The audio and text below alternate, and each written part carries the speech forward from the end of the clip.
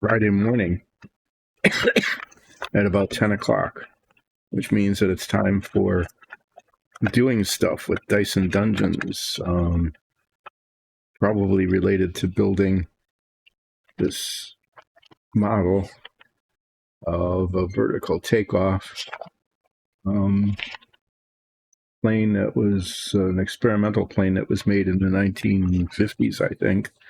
I should look it up so that I could actually tell you facts about the plane. But I haven't done that, so I can only speculate, and I'll probably get some things wrong, but you all can look things up. You can do that. Look things up and find out about what this plane was about and how it worked or didn't work. But I know it actually existed because there's the Air Force version in Dayton at the Museum of the Air Force, at Wright-Patterson Field, the place where they keep the alien bodies. I've been there a couple of times, and the tour never went to that spot. It never covered that.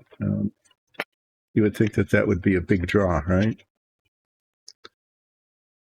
I'm being ironic or sarcastic or something. It's just one of those conspiracy things that's where they keep them.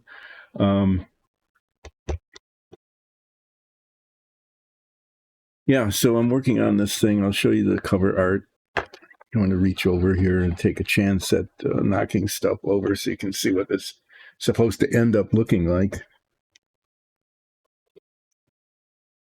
It's supposed to end up looking kind of like this. This is the cover art always shows an expertly built model, where everything is amazing. All of the paint is flawless. Decals somehow go on and don't show the edges of the decals. The painting is just perfect. What can I say? The only thing that's weird about this is that they didn't paint the canopy lines, the frame, the metal frame that holds the plexiglass pieces together. And that the inside of the canopy is painted the same aluminum color as the body of the plane. I don't know. I'm not sure about that. Usually the cockpits are not bare metal. In this case, it looks like it's sort of designed to be that way. The cockpit would just be bare metal.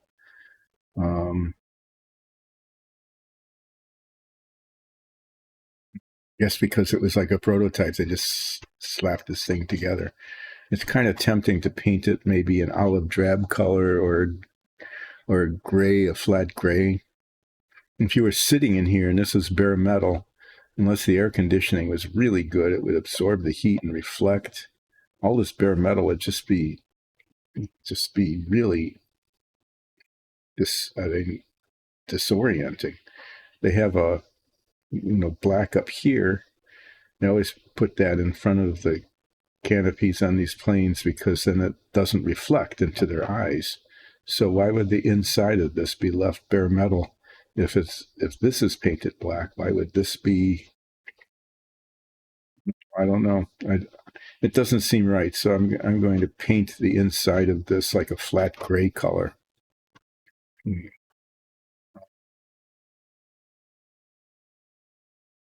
Yeah, so I'm working on this model, and what's been happening with this is I think it really was. I think it was like 2 hours on Wednesday just sanding down these wings, and they're still not done. I had to re-cement the front of this. It didn't hold. I probably have to put some filler in. There's some filler on the leading edge of one of these wings, this one, where it didn't come together perfectly well.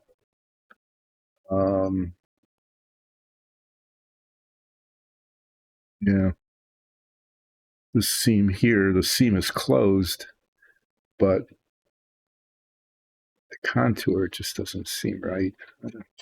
So I'm going to be doing more sanding on these, and then this is the rest of it.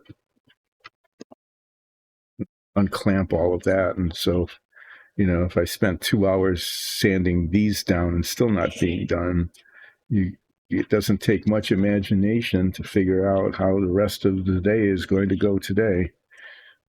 As I take this on, because there's some real issues with how this came together. So, yeah, where to start? I guess I'll start by taking all of these clips off of the fuselage. That seems to be a fair thing to do. I'm going to just set these aside temporarily. And I'll explain these bits later.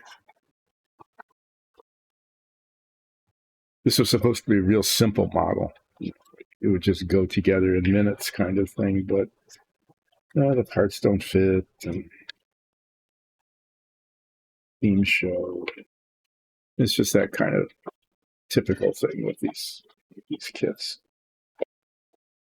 Set that there and hope it doesn't fall on the floor.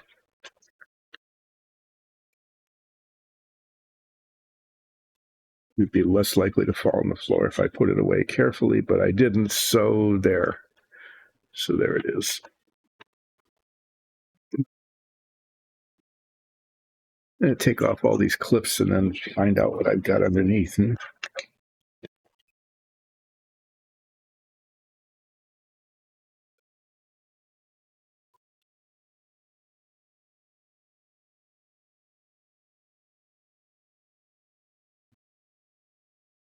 So that one's kind of sticky. See, there's flashing on the wing here, where the plastic oozed out between the molds. There's a flaw there of significance. This is going to take a lot of work to clean it up and make it presentable. But yeah, just like the wings, it's going to take a fair amount of work. After I take these off, I'll just show you how this is put together.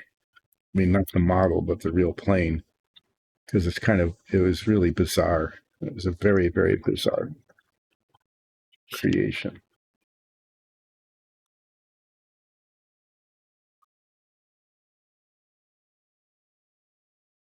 Yeah, it's not too bad.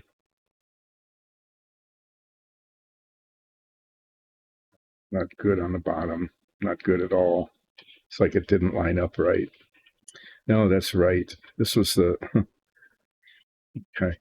So when I run my finger across it, this side, okay, there's a lip there, and I catch it with my thumb. So this side extends over the other. But then when I do it on the top, okay, the same thing happens. So it turned out that the right side of the fuselage was actually slightly larger than the left side of the fuselage. And so there's just a raised edge all around, which is going to be hard to clean up because there's all these nice little detailed rivet lines all along that are going to have to be hurt.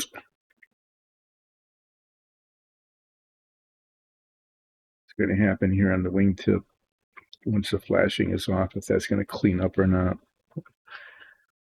Well, the way this is made is, you can see here, it's horizontal. It never was horizontal except in flight, because it has to land this way.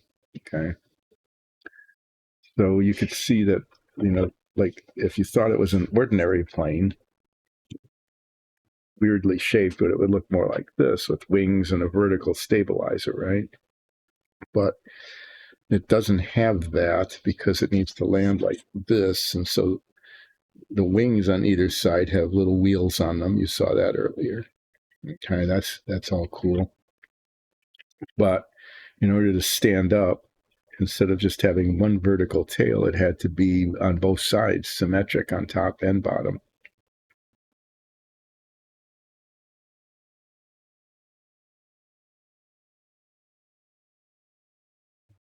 So it's got, yeah, like that. So when it takes off, it's supposed to go up and then turn horizontal. What's going on with the camera here? Camera guy. Come on, camera guy.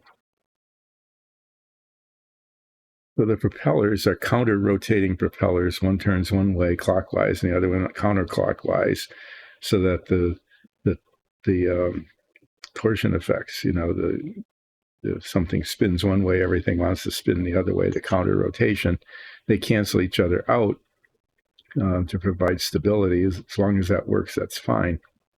And they're turboprop driven, so there's actually like a small jet engine in the back of the plane here. That's the exhaust. It shoots out the back.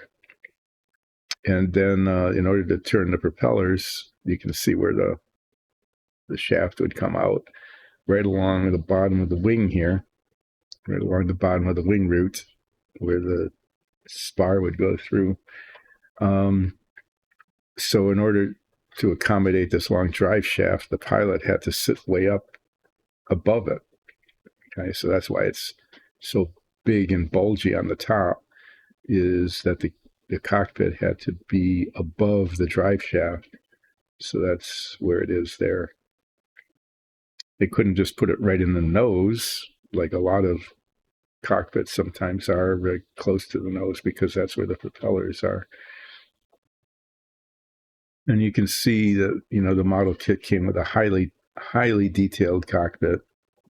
A seat goes here, and apparently that's the instrument panel. I can't quite figure out what that is even supposed to be, but that's what it is. So that's going to get painted a contrasting color so that you can see it's there. The seat itself is, I've talked about the build quality of this, the not so much a build quality as the quality of the molding process, and it's terrible. Remember, I said the right side of the thing is slightly bigger than the left, so it extends up on either side. But here you can see this too. I mean, the right side has a nice, it's nice and rectangular, right? And look at the left side.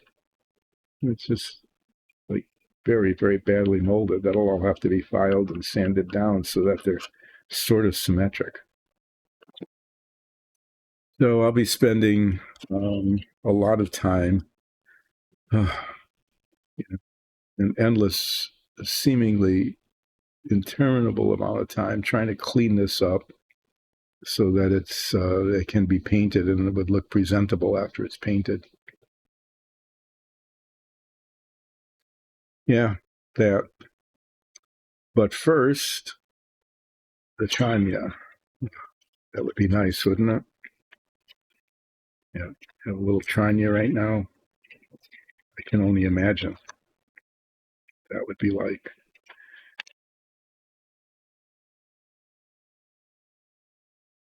But before tackling this, I want to finish the wings, right? I mean, it gets something done before tackling the rest of it. So I'm going to put this just up here where it can fall over, where that's a problem, and go back to the wings, which I put in this box here. And since I'm going to be sanding today, like I was on Wednesday, my monologue is going to be primarily complaining about how much sanding I have to do, and I'm hoping that it turns out to look adequate. And then something else I'll talk about that relates back to probably television in the 1950s and 60s.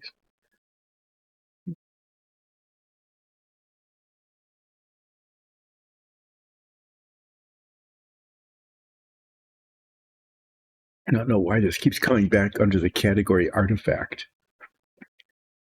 If somebody wants, either they're looking for an artifact or it's a game or something, they're going to find this and just be totally baffled because this has nothing to do with artifact, whatever that is. It does have to do with Dungeons and Dragons because Dice and Dungeons is primarily about a Dungeons and Dragons show. Yay. It's a show. It's a good one. You can catch previous episodes on like YouTube. Okay, so here, I'll show you what I'm doing here, or trying to do, or maybe trying to do, who knows. Show you how this fits. This goes on here. I test fit this once before, or I tried anyway, and I got it. Yeah, I did it again. It's really easy to get it upside down. It doesn't fit at all when it's upside down. When you put it right side up, it fits pretty well. So when this goes on, you can look in. When you look in, look in the front here, okay? All you see is the whole inside, right? The side, I mean, just there. And there's two things I can do. Well, there's three things. Among the things I can do is I can just leave it like that, you know, just paint the whole thing and maybe get some paint on the inside of that a little bit. I can paint the entire inside of this,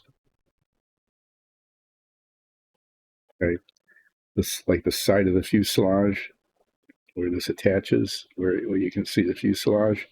I don't want to leave it. I could just leave it white plastic, right? That's one option. The other is I could paint the whole inside of this all the way back to the end of it.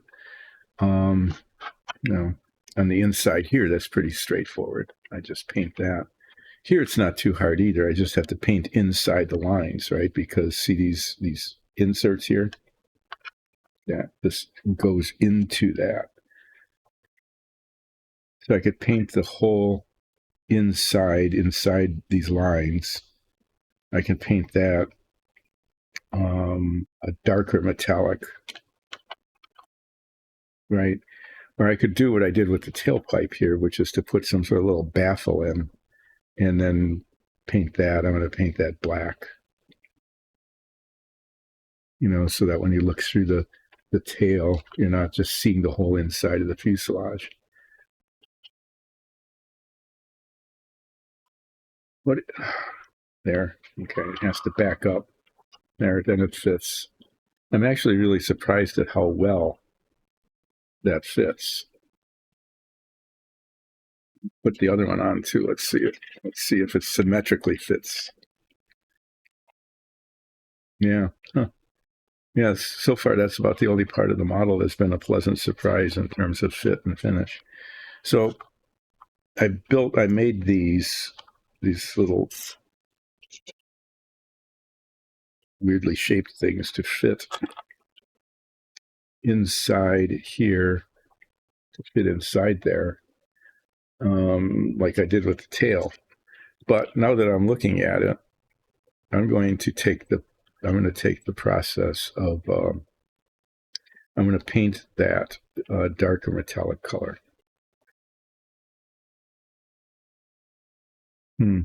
But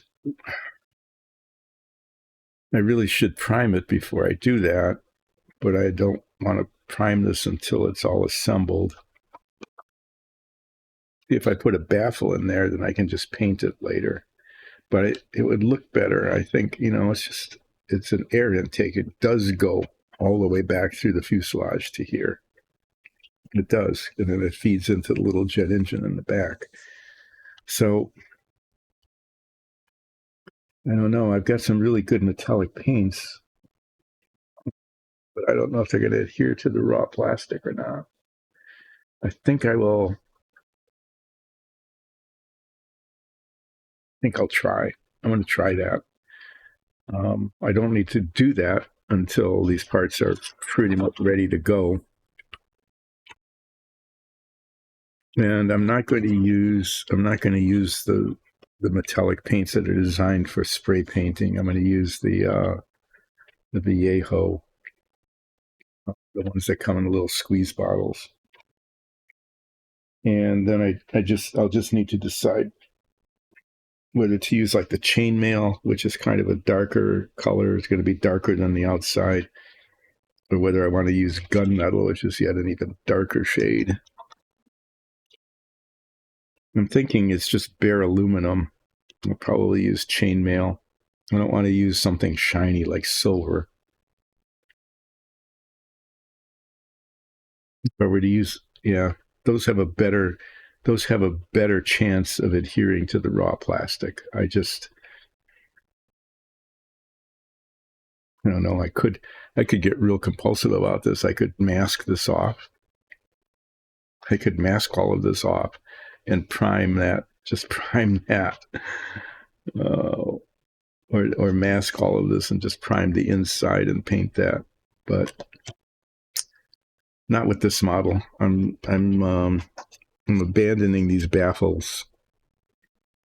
Okay, I'm abandoning that idea and putting them off to the side there along with the material that I was going to use to make the baffles. And I'm going to go with the painting the interior a slightly darker color, and I'm going to test to see whether the paint will adhere to the raw plastic without a primer. At some point in the distant future, it's going to be way distant because I've still got these to do.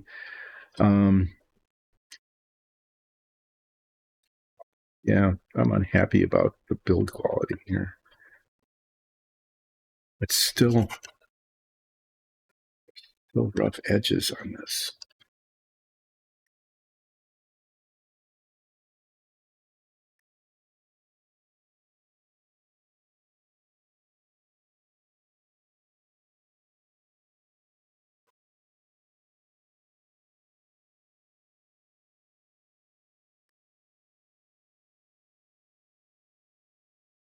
So,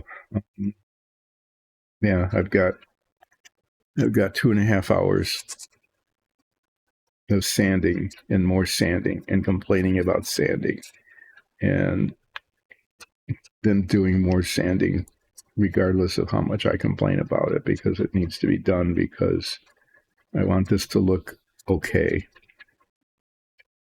I'm actually building this for our DM, Alexis, who said, wow, don't build the X15 right now. Don't build the X15 model like you were planning to. Well, she didn't really say that. She said, when you're done with that, here, what you should do is build this one next, because it's so weird, this Pogo. So the original plan was I was going to build the X15 and then build the Pogo. That's what it's called. You saw that on the box. Okay. And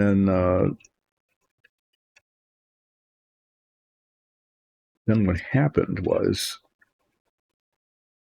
just like the last one I built, the last model I built was the command bridge of the USS Enterprise. But I was going to build something different. I was going to build this thing called the Aurora, which is made by Sci-Fi Models, acknowledging the fact that the Aurora was rumored to, but never proven to exist. It's supposed to be like a Mach 5 successor to the Blackbird, the SR-71. This place called Sci-Fi Models made a 144 scale, really small scale, hardly any parts. It would have been a really simple model to make. Okay, because I was looking for something that was less intense than the Savoia and the Apollo, which I had finished before that.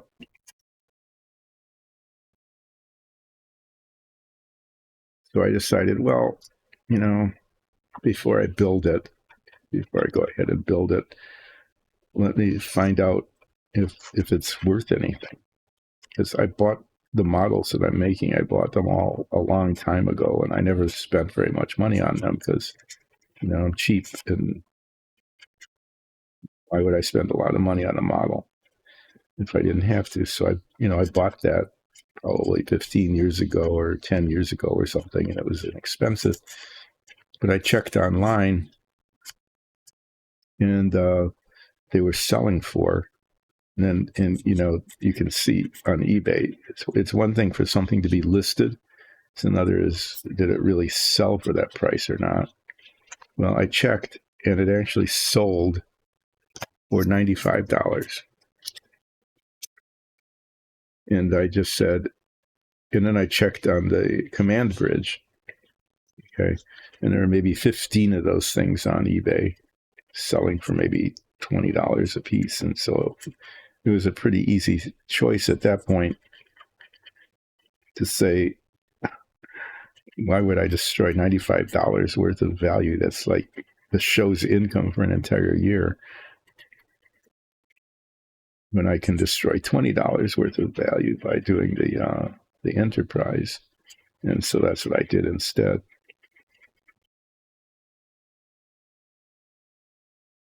Well, I kind of learned when I built the Lotus Ford. I almost forgot about that. In between, I built the Lotus Ford, the car that won the 1965 Indianapolis 500, and pretty much wiped out the front engine Offenhausers from IndyCar racing.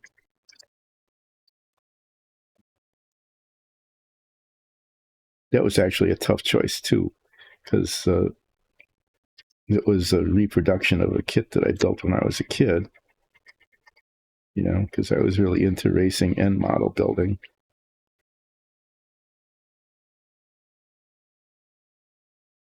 It's such a mess.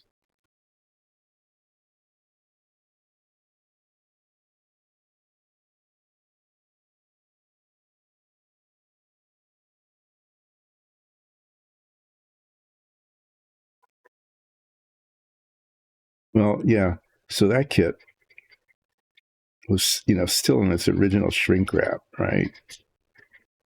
And I looked that up on eBay before I built it, and it sold for $50.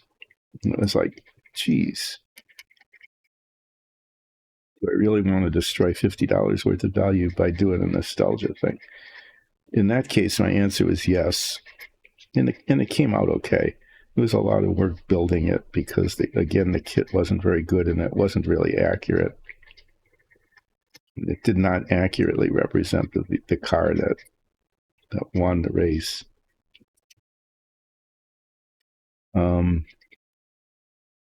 So yeah, it was like I got out the X-Acto knife and pierced the shrink wrap, and said, oh, there goes $50. Boom, just like that. And that was, you know, that was the point of no return anyway. Once that was cut and taken off, then the kit was probably worth maybe $20 instead of $50. But that's a choice I made.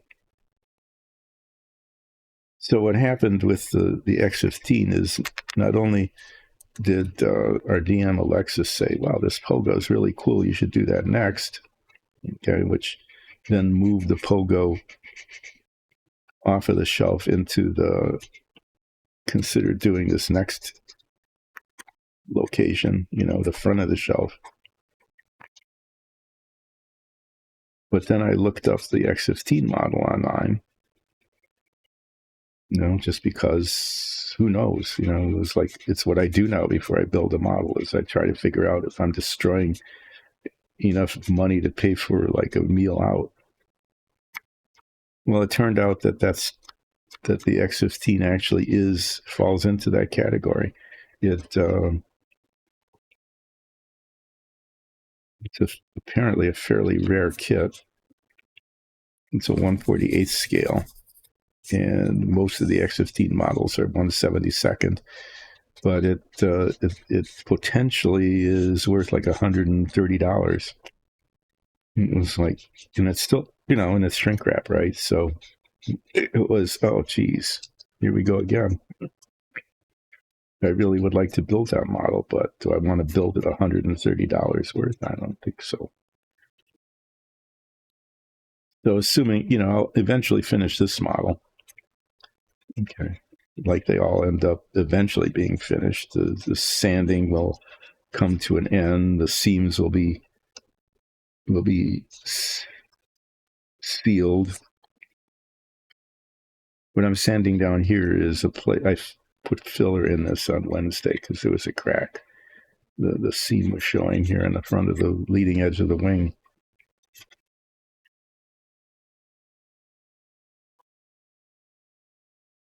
It's white on white, so it can't be seen, right? Doing that. That's how this Pogo ended up being the next model, is because the Lexus RDM thought it would be pretty cool because it's a really cool, bizarre plane. And also because the model I was going to be building turned out to be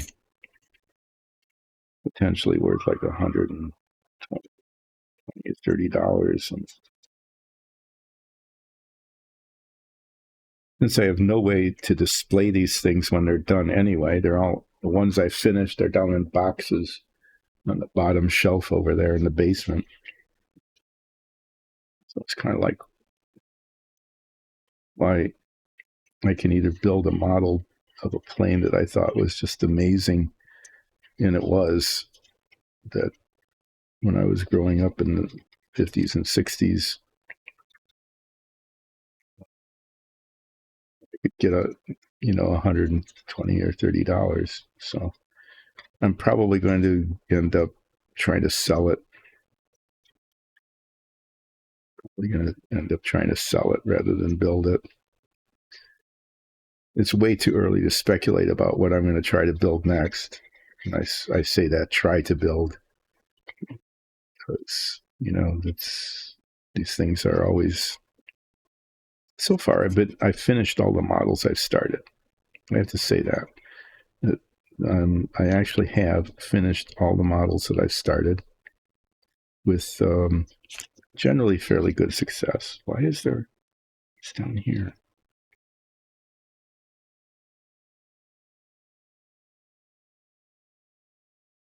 It's molded in. It's like a little, is a decal go on that?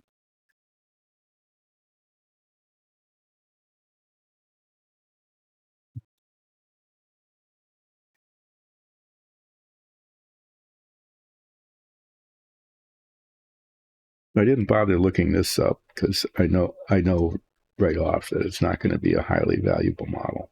It's not made by an unusual manufacturer like sci-fi models, or it's not weird like the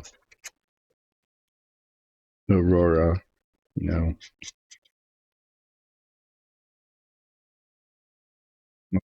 I did spend a fair amount of time showing off the X15 model, saying, I'm going to build this next, I'm going to build this next.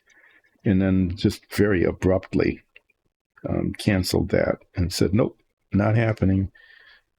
Gonna cash in.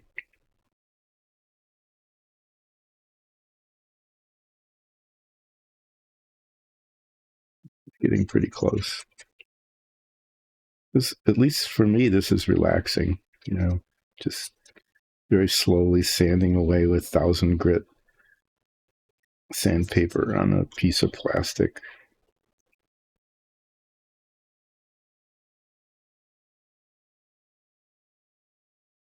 And then eventually this will be primed. I'm not going to prime this until it's assembled. These wings are put onto the fuselage. Hi, bootleg. Yeah. Plane model. The Enterprise bridge got finished. I came out okay. Like all the other models, it's in a box down there. And then I got the decals put on the Lotus Ford, and that got finished, and it came out okay. I was actually kind of surprised that it came out okay. But this is the XFY VTO Pogo, one of the very first vertical takeoff and landing planes, not a helicopter, but it was took off, transitioned into horizontal flight, and then sort of landed back on its tail. Had counter-rotating propellers driven by a turbine engine in the back here. had furniture casters for landing gear, and this really, really absurd ladder. Just absurd, hard metal ladder that someone had to climb up about 20 feet and then climb in from here, this little platform, somehow swing over, grab hold of this grab bar in the back of the seat, pull themselves into the seat. I don't know how anybody could even do that. Step up here. I guess you had to grab here and then step here on the back. The canopy would be open. I think it just swung open. You had to stand there and then stand on the seat and then somehow slide in. Oh yeah, this was so bizarre. I think they built maybe like 3 of them, 3 or 4. It actually flew. There's one. This is the Navy version. Of course, you would have a Navy version to land on aircraft carriers or something, but there was an Air Force version that's in Dayton at the Museum of the Air Force. It still exists. So it was hard enough to get into it. If the pilot survived the climb into the canopy, it actually took off okay. Okay, these counter-rotating propellers, they're really big blades. It was more than enough to lift the thing off. And it was capable of transitioning into horizontal flight. Okay, it did that. But then think about this. It had to transition back down, okay, which it could kind of do. And then it hovered there like a helicopter on these blades. And then it had to land. And here you are. Here you are facing up, right? You're 20 feet above the ground. You've got these tiny little casters here with maybe bitty little shock absorbers, jet exhaust from the small turbine engine that drives the propeller pushing down, maybe symmetrically or not. Okay. And then it's supposed to like land on the ground. And, they pulled it off because it didn't crash, the pilot, But then you have to get out of here. Okay, so you flip the canopy open. I think you have to kind of like turn around, climb up off of the back of the seat, stand here, swing your leg onto this ladder, and then climb down the ladder. So I think getting in and out of the plane was probably more dangerous than actually flying it, although it turned out to be totally impractical because landing it was next to impossible because you can't see what you're doing. And as usual, the kit itself, it was poorly, the injection molding process was poorly done. After assembling the upper and lower parts of the wings, and spending a lot of time sanding them down, filling in the seams, getting them ready to be primed. And after they're primed, usually inevitably they need to be sanded down yet even more, almost inevitably, because the flaws, a lot of the flaws don't show until they're painted. Sometimes they don't show until the final coat of paint is on, in which case it all gets sanded down and reprimed. I've done that a couple of times with some model pieces. That is really annoying, to get to the point where the final paint has to be sanded off and the whole part redone. I think I've done that like 3 times on various parts of various models that I've built so far. Okay, well, this one,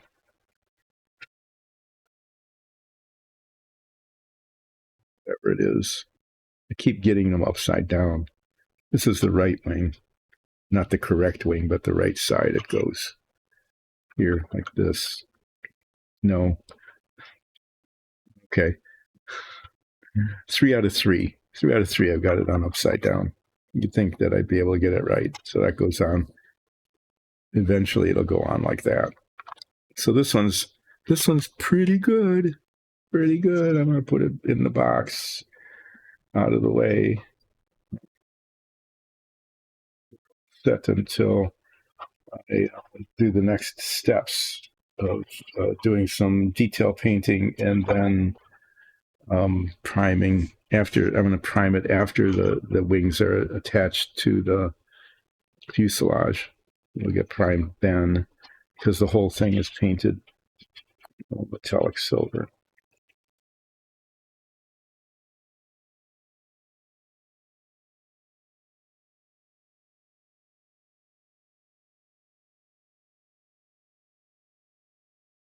This one wasn't too bad except for the nose here. These parts just didn't come together, and I think I'm going to have to take the tape off and see if this filled in or not.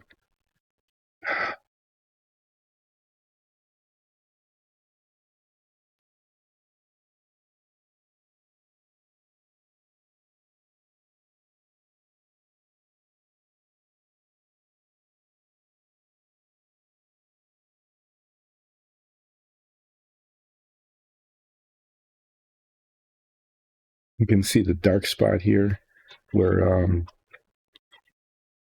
I've had to re-cement it twice now.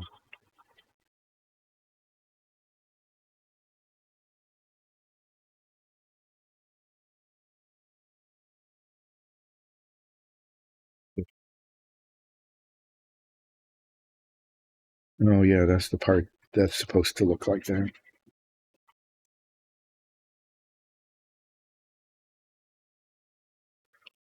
So yeah, this is I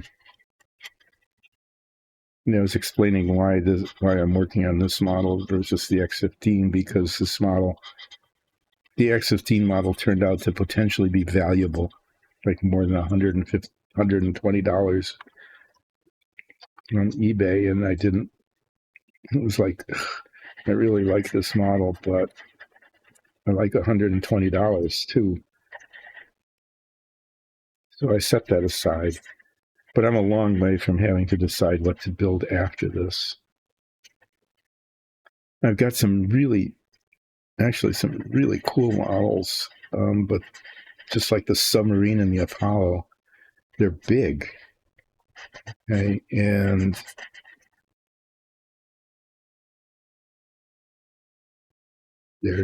I have no way to display any of the ones I built so far at all. Much less something big. Like I've got this B-29. It's 1/48 scale B-29. So it's large, right? Is this supposed to be there? Yeah, that's molded in. So it's really big, but it's like the submarine. You know how the ages ago I built the Renwall George Washington nuclear submarine, which is a cutaway model. The side folds down, so you can see the interior detail, such as it is of the submarine. Okay, that's just not going to work. There's the parts at least are adhering, but let's sand it away a little more.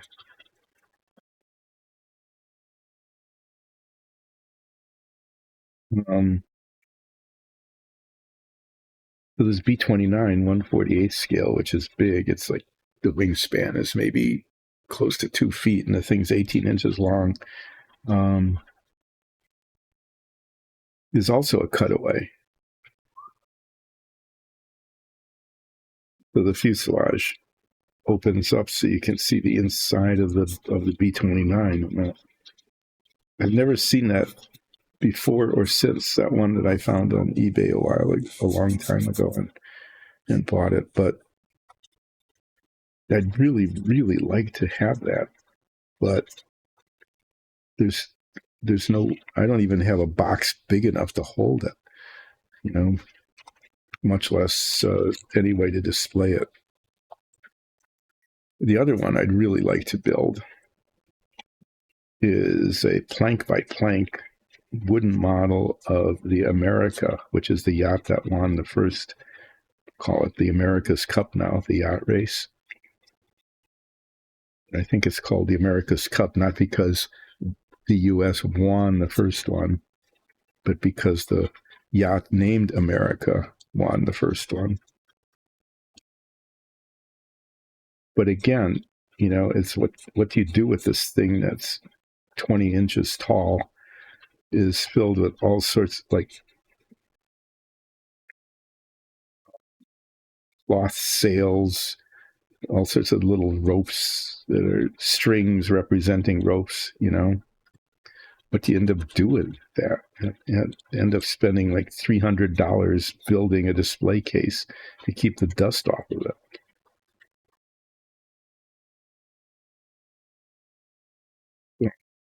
I'm not sure what I was thinking when I bought those models. I was thinking, oh, these are really cool models. They would look great. And they probably would. But there wouldn't be any place for them to look great because there'd be no place to show them. So that's why I was thinking of building the X15, is because it would only be maybe 9 inches long or something like that. It's a 1/48 scale model as well. Because at least I could, put it in this little display case that I've got. It would at least fit in there. But and this one's going to be a pain to display too, because you can't it's not just an airplane, it's like that. So you need like one of those domes. They make those domes for like clocks or dried flowers or something. Actually, that would work.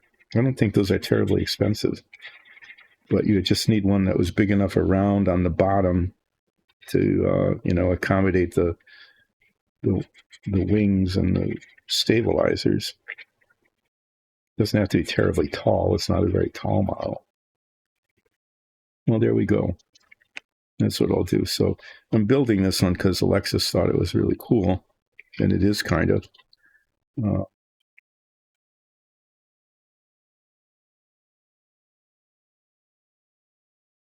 Trying to feel if this is a divot.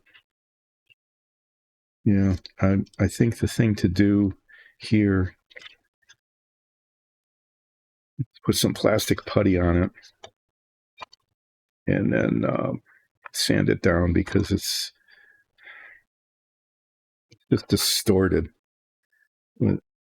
over time. It just ended up being just a gap because the parts didn't fit. The better part of valor here is to fill it in, fill in the gap, or what could be the gap. Let it set until Monday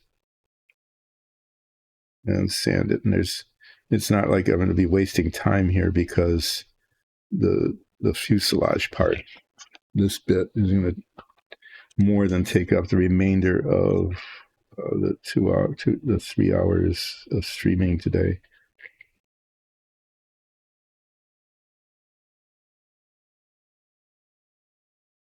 I've got this, which is white, and I've got green stuff, which is green, and I'm using the white on this mainly because the plastic is white, and I'm concerned about the uniformity of color.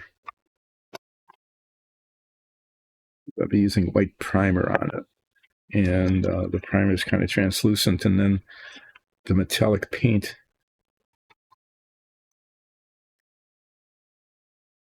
scoop isn't.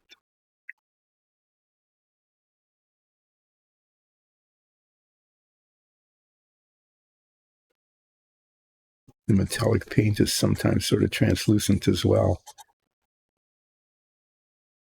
So I'm just going to go with the white on white. So that'll set up, and then make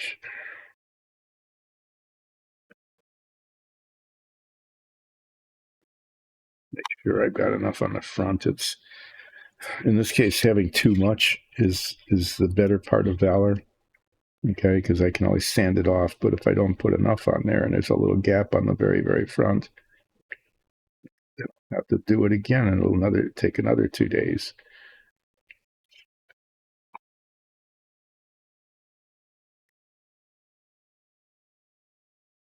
This one is not too bad. It dries pretty hard. Finding fillers, I've talked about that. Finding effective fillers has been a real struggle. I had one that went on really easily, but it didn't dry. It didn't dry hard, so it couldn't be sanded. Okay, it stayed gummy. No, it wasn't good. Some of the others can be sanded, but the texture is different then, and it shows badly. It's like you fill in the seam, and you think it's gone, but then you paint it, and the texture is different, and so it's really obvious that it's still there.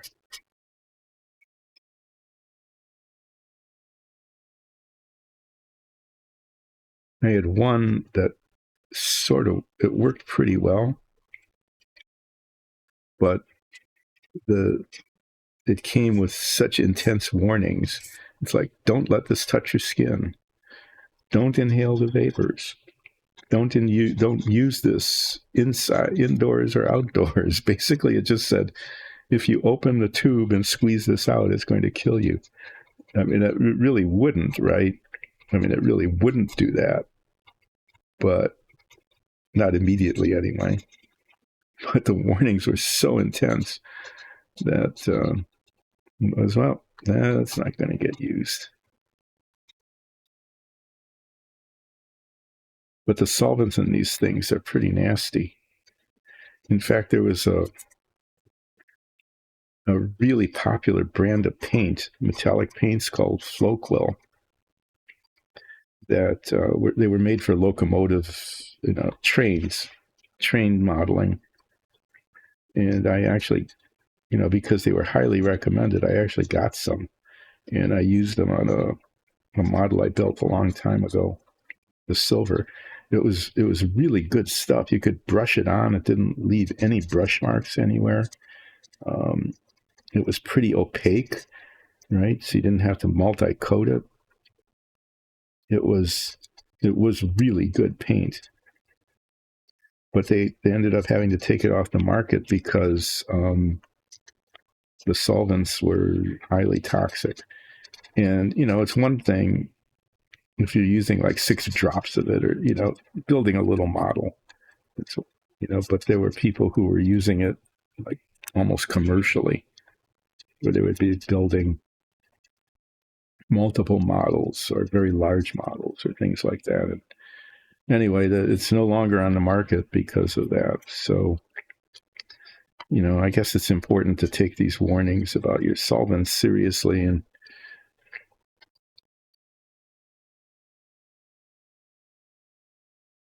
protect yourself against them. Like wear a respirator, make sure that it's well ventilated. So when I do spray painting, I do it in our garage. And if I'm doing a lot of it, I even turn on a fan to make sure that I'm getting some ventilation.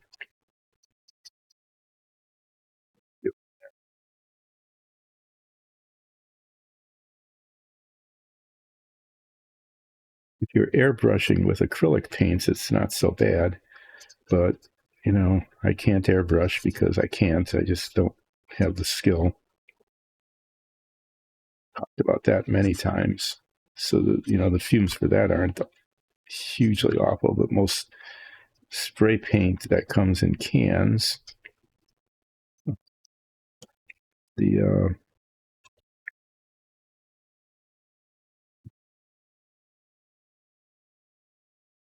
solvents in that are, need to be careful about that. So that's one thing. This isn't a how-to show at all, but it's like in many cases, it's a learning through failure. Don't do what I just did. But one thing I can tell you is that you should be careful with your solvents and make sure it's well ventilated. And if you get it on your hands, get it off right away, and definitely keep it out of your eyes. Okay, so this one This one is it feels okay. It looks okay, except for this, right up in here where I've been struggling with the seam.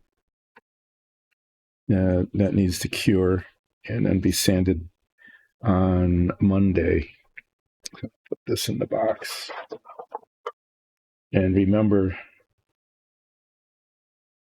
to do this on Monday. I'm going to remind myself that it needs to be done on Monday by putting a piece of tape not over the seam where the thing is, but putting it there. Otherwise I'm really likely to just say, and then I assemble it or prime it or something, go get too far ahead and have to redo it. So there are two wings in a box, so that when I come back on Monday, I'm going to go, where did I put those parts? Where are they? I know I did them. I know this or I know that. And then, forget that I put them in the box or where I put the box. Oh, I know what I can do today too. This would actually be a worthwhile thing.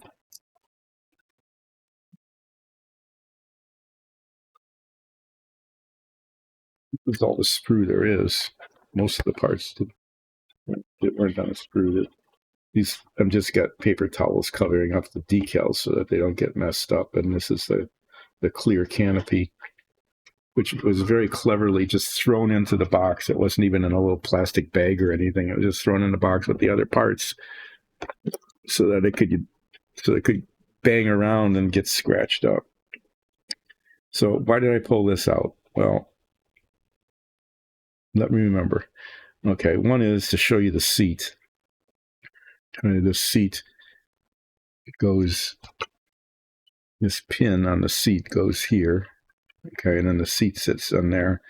But if you look at it, you can just see that the two halves of the mold did not match up. They just didn't. It's off by a lot. And so both front and back have this gigantic seam on it, which this is just going to another half hour of sanding just to get the seat to work. And then it came with this little plaque, the Convair VTO. That's kind of cool. It's got these little feet on it so it can stand up. Stand up like that. If this were ever displayed, it would have this little thing. So I think what can be done with this is that it can be, I could do that. There's a technique that I actually used just once, ages and ages ago. Okay, so it'd be kind of cool if there was a decal. They could just put a decal over that, right? Where it says Convair VTO. But no, they have slightly raised letters. Just slightly raised letters. So one way to do this would be to paint this something, maybe metallic. It could be painted the same aluminum color as the body of the plane. And then extremely carefully, you either like with a pen or an extremely fine brush, try to paint the letters, okay? But there's another technique that I used once. It was a technique designed for the deck of a ship that had wood grain kind of imprinted on it.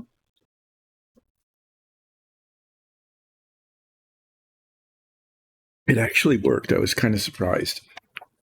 So the deck of the ship, they said, do this in the instructions, which is unusual because usually painting instructions suck.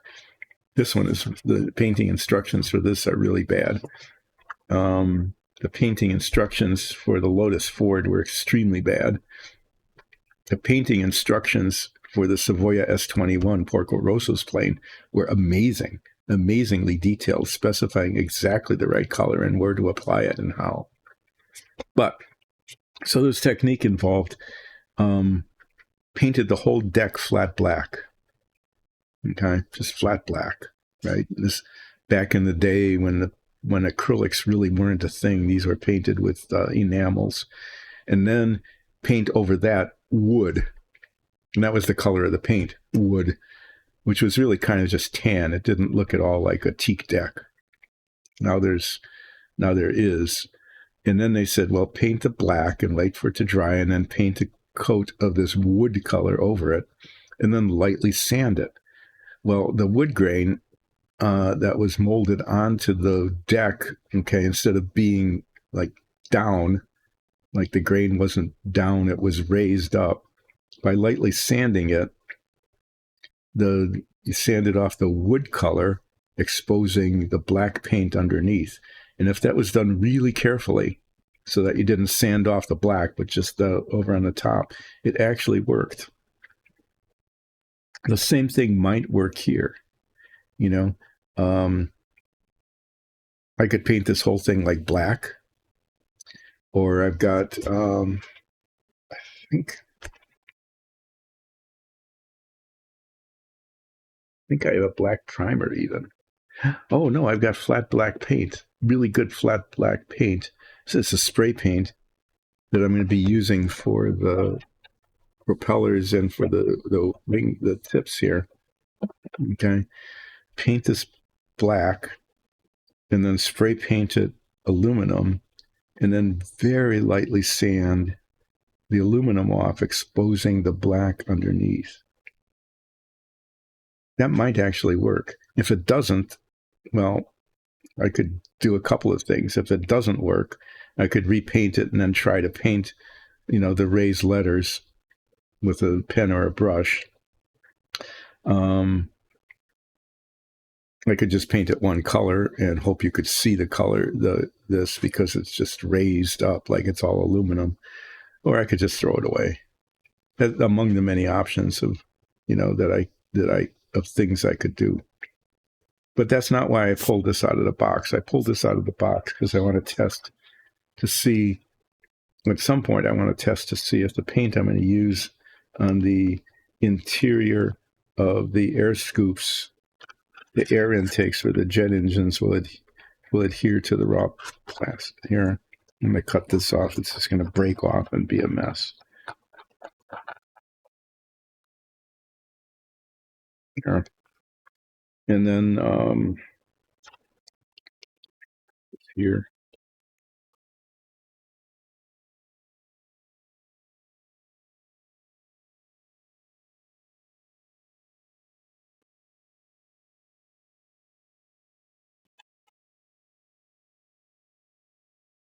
Okay, let's save that.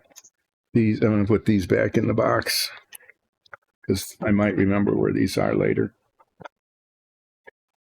There. Okay, well,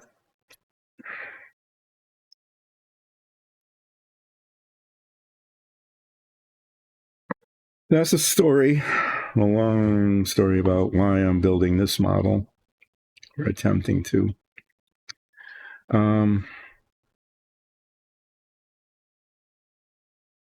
Wonder if I should just do the hard parts first.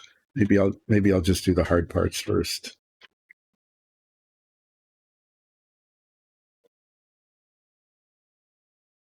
I think these sealed.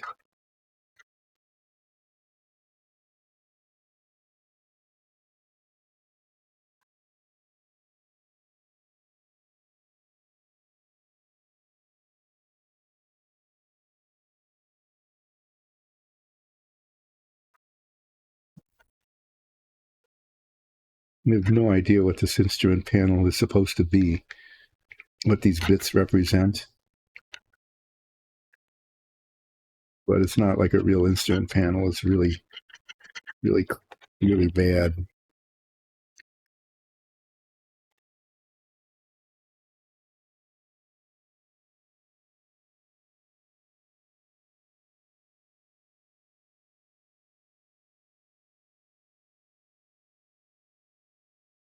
There's a lot of cleaning up to do on this thing.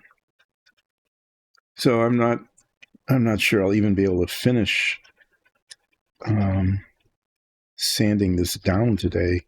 So on Monday, I know I'll be doing more sanding because I've got the the bit that I did with the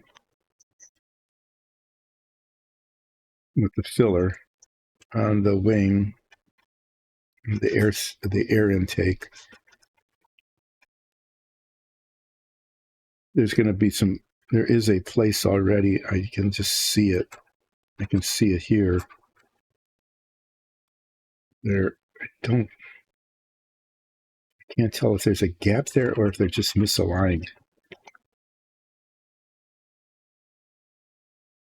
No, I'll sand away. I'm going to sand at that and see if the gap goes away or not. This rudimentary, whatever it is, supposed to represent instrument panel, isn't supposed to have a seam down the middle. I know that much.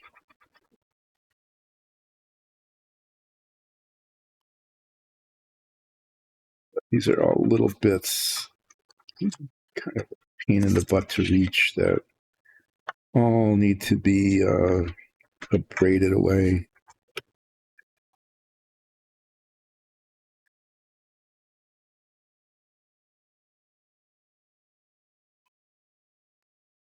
I usually don't use files because they leave scratches, but on edges like this, it's not a bad thing to do. It seems to be coming along. It's just that there's more misalignment there than I thought there was. This part here, I'm going to see if that seam disappears as it is. Okay. I removed plastic. Okay, I didn't expect that to work like that.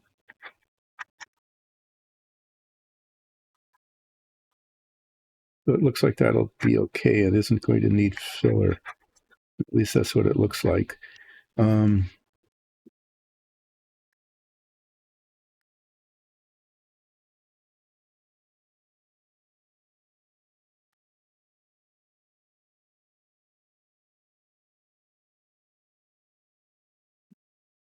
They're not together.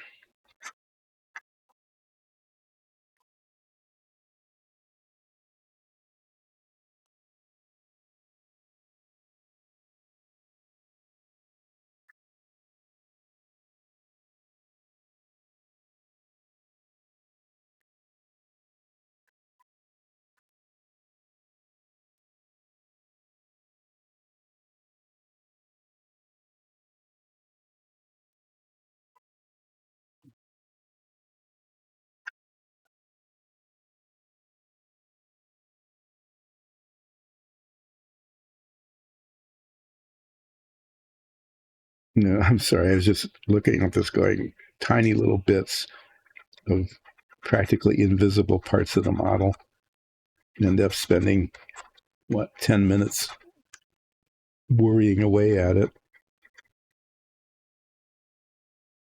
because they don't really line up.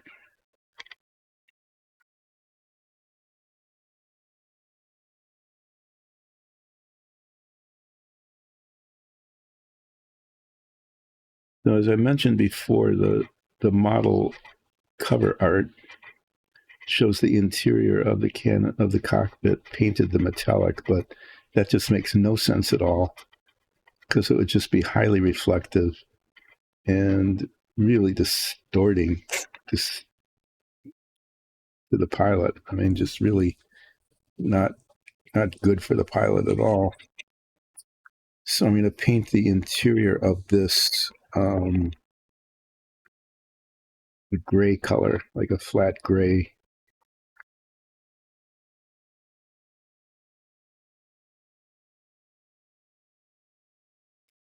Okay, so this side is nicely rectangular, and this side is very much not so.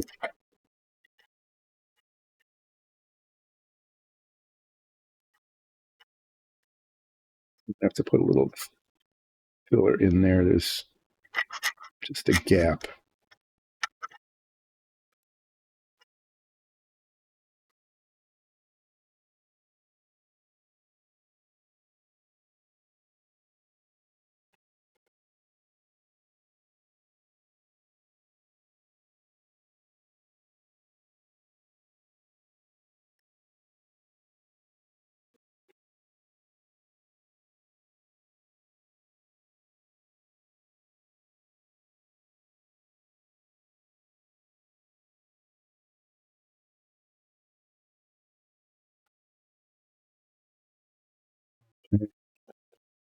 Well, what was I talking about? I was talking about going onto eBay and finding out how much models are worth and then not building them because they're worth like 5 times more than I paid for them when I bought them.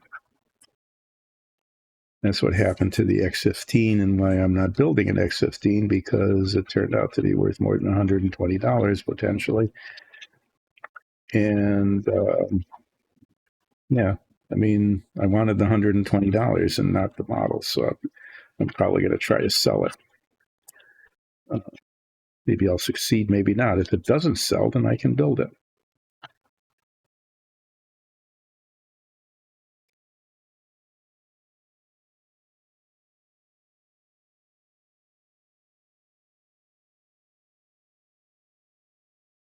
Oh, yeah, that's a big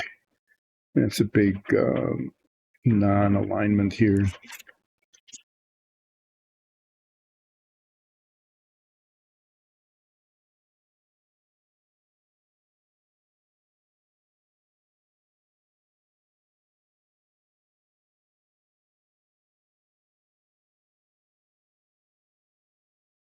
So let me talk about television from the 50s and 60s. You know, I've mentioned before, and this is just so obvious, that there were billions of Westerns just over and over and over, all celebrating usually people who had some, existed in history, like Davy Crockett and Daniel Boone and Wyatt Earp. I mean, there were television shows that were loosely, I would say extremely loosely, based upon these characters. Mostly, when I say based on them, what I mean is that there were people. There was a person named Wyatt Earp who did live in the West, in some of the places that showed up on the TV. Tombstone, I guess. I mean, so that was true. There was somebody named Wyatt Earp in Tombstone, Arizona. But after that, it strayed mightily from historical fact. You know, like the theme song, Wyatt Earp, brave, courageous, and bold. Long live his name, and long live his glory, and long may his story be told. I mean, come on, the guy was. We grew up believing that Wyatt Earp was like the most courageous, honest, somebody you wanted to grow up to be like him, right? And then you find out what the Earp brothers were really like, and it's like, wow, we were really led astray there. Okay. So I'm just looking at the reflectivity of the plastic, and what I can see is, when there's a shiny spot, that means that it's still the raw plastic and hasn't been sanded down. And where it's the same color, then it's okay. And I thought it was okay up in front here until I looked at it in the light and saw that, in fact, it's not. And that there's a fair amount of sanding that needs to be done right up here as well. This is done here.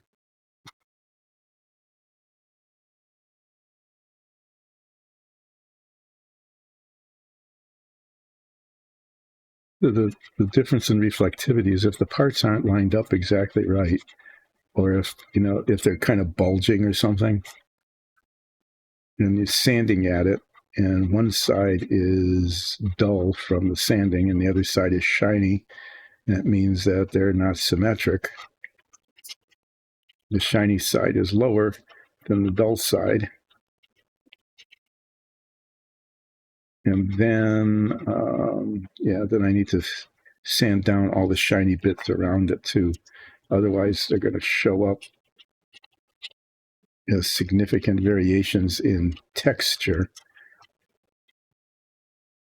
will not look good. There's still apparently a gap here.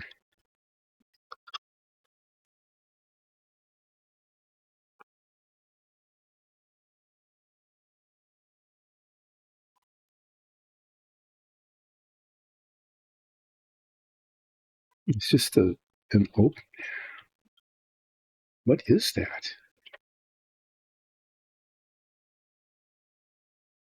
Not a, okay. I was just running my fingernail over it because there was like this discoloration or asymmetry in the coloration. And what it is that, one side is much higher than the other. Yep, that's what it is. That just needs to be ground away. See this little bit here? Right there, there's a thing there that is, this side is higher than that side, and that goes way back to the right side of the model being molded slightly larger than the left side,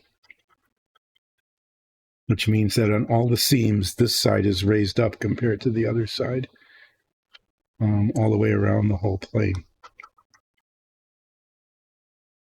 That's why this is so obvious here.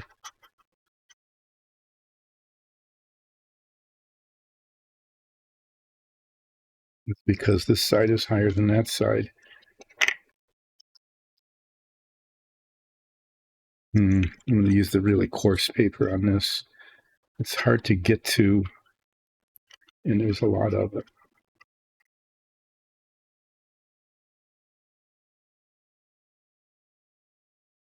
They really coarse. This is 400 grit. This is 320. So there's not much difference in the number, but there's a big difference in how fast it removes plastic.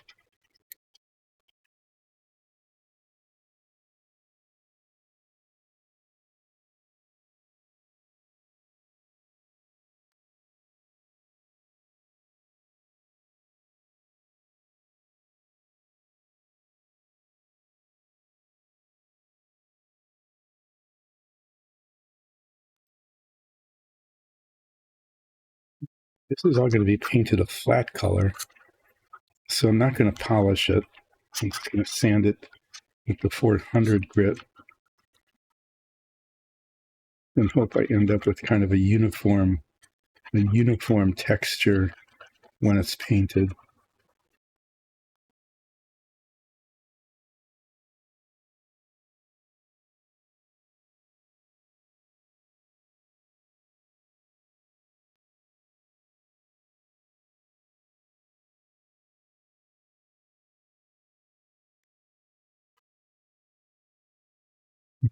But I don't know if you can see it or not.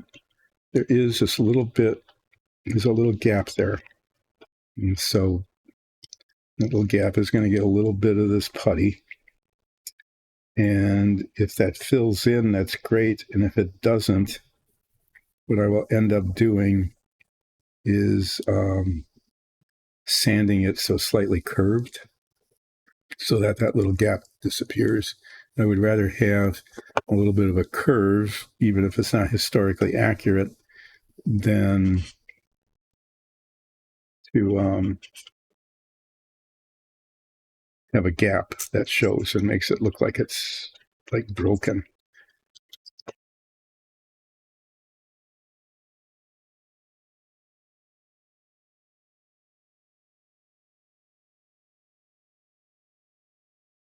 Now the back of this has the same issue.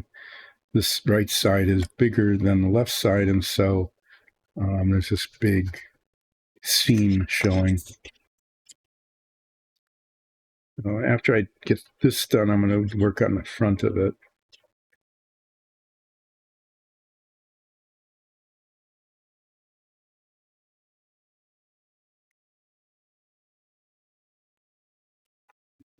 Use the really coarse paper on this too.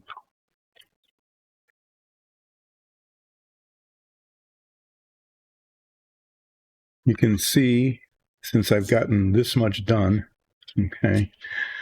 How this is going to go, and why on Monday I'll be doing more sanding.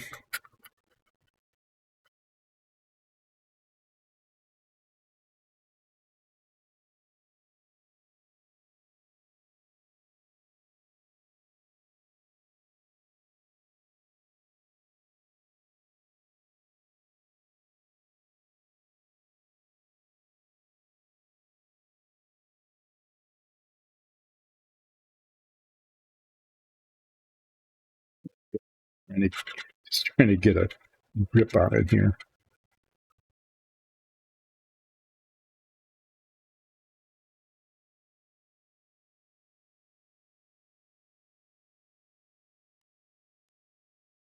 So, oh yeah, okay, yeah, it's really clear. If I can catch the light on it just right.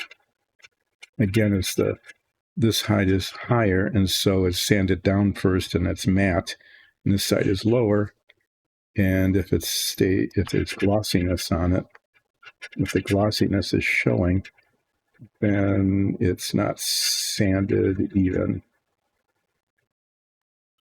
Right now, there's a little bit of glossiness right there that you can't see that I can see, which is still, it's a low point.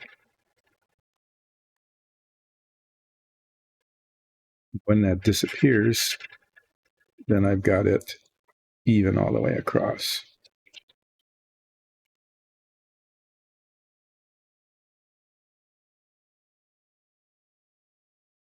And as the glossiness disappears, so does the visibility of the seam, which is the whole point. Make the seam invisible.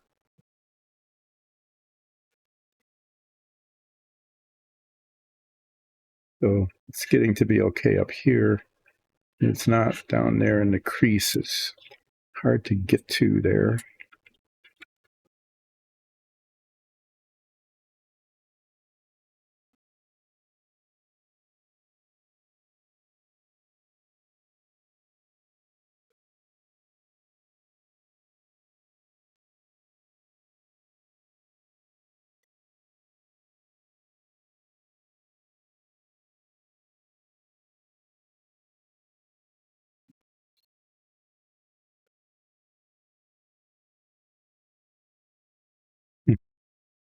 Up there, there's still a little bit.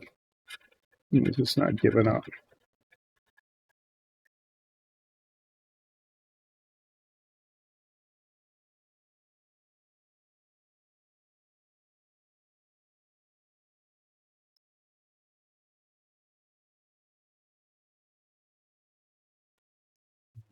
Rub it down with a 400 grit, which is the same that I've used on all the rest of this. But yeah, I mean, all these westerns happened, and they weren't really historically accurate because they just used the character, and we all grew up thinking that these were like the most brave, amazing people in history that we should all be like, and so on. And then you find out that they weren't. But then you're older and cynical, and like a teen, and everything was a lie anyway, so it didn't much matter. But yeah, all this there were just lots and lots of westerns based on the names of actual historic people, and then there were a bunch of them that were just like wagon train. There were wagon trains, right? So that was kind of historically accurate, but the characters were, I don't think they were based on real people. At least I don't think so. No, I can't say for sure.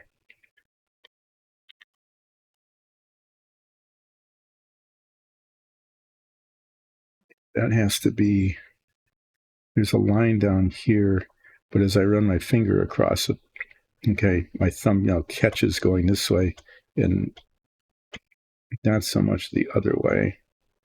So that right down the center of this is a seam that needs to be taken out. That is going to be a challenge.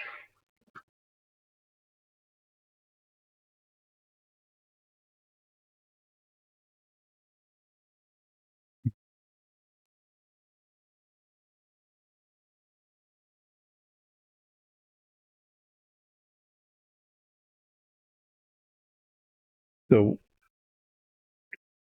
what I do want to talk about is probably the most, when you think back at it, when you think back, or even if you thought at the time, and we didn't, we were kids, preteens, watching television, whatever, is one of the weirdest shows, one of the most bizarre shows when you put it in person. Think about it. When I think about it now, I think it's one of the most bizarre shows. Okay.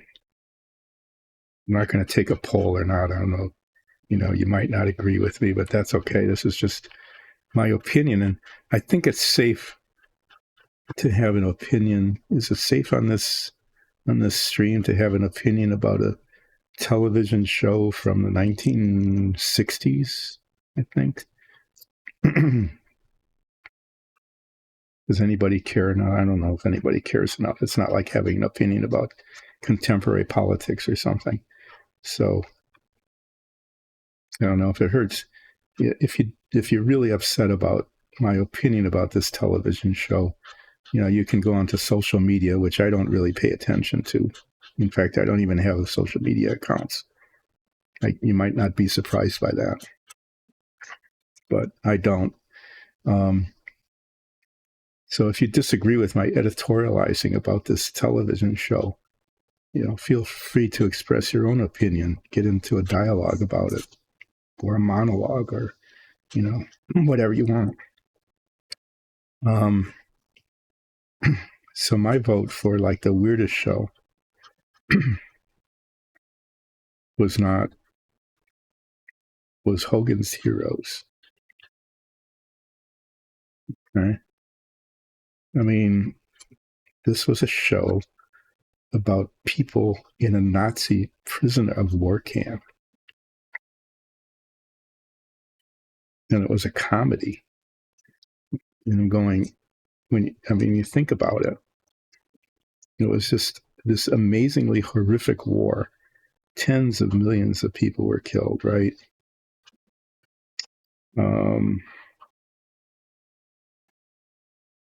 And these were people, the prisoner of war camp was primarily officers, pilots, and air crew. And this was a comedy about that. And this wasn't all that long after the war.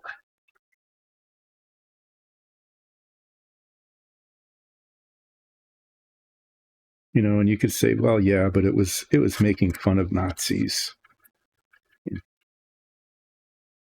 So that was okay. It was okay to make fun of Nazis, I guess. But really, we had a comedy about people in a Nazi prisoner of war camp. And it was just,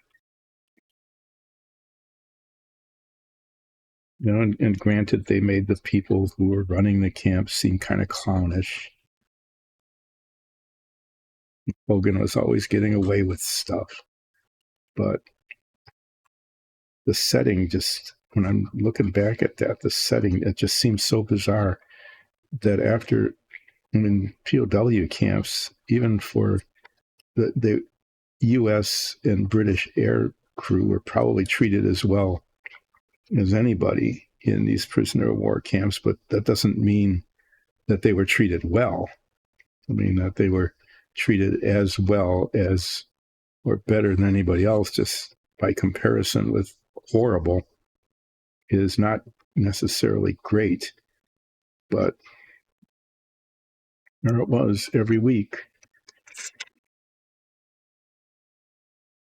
We were taken to the POW camp, and Hogan was getting taken care of, going through tunnels.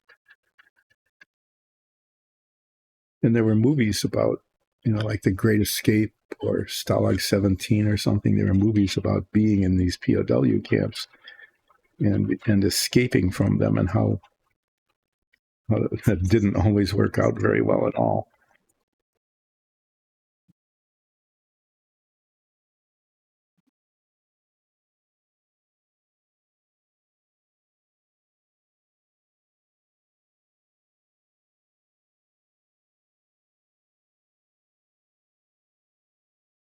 I mean, there are others, 1950s and 60s westerns where, you know, they were pretty bad in that their depiction of American Indian population, the native First Nation population, you know, even when it was a sympathetic character like Tonto, Lone Ranger. That was another one, the Lone Ranger, loyal Indian companion. It's like, oh yeah, well, there are good Indians. There must be some good Indians. That was really the attitude back then.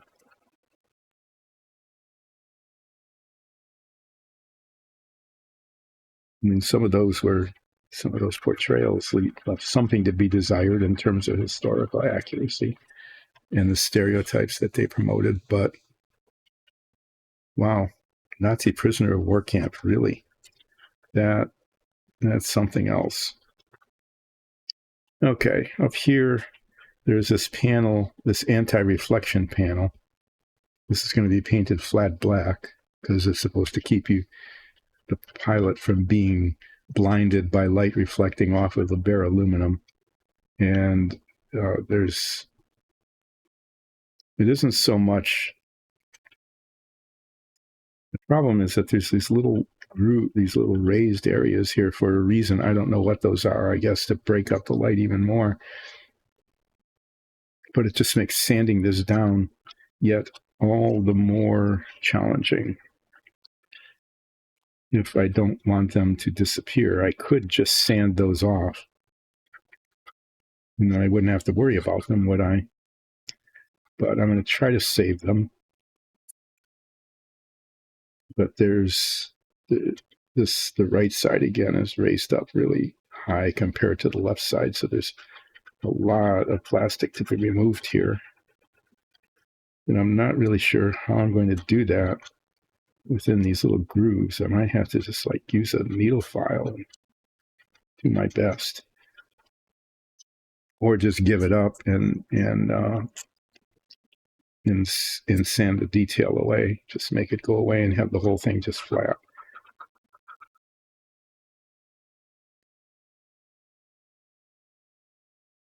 Yeah.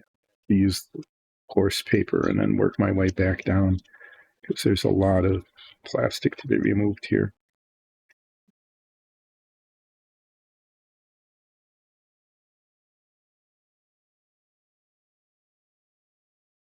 It's really kind of odd, is, you know, with Hogan's Heroes, is that the people who fought in World War II were all still, the ones who survived were still all very much alive. Probably even including people who had been in a prisoner of war camp.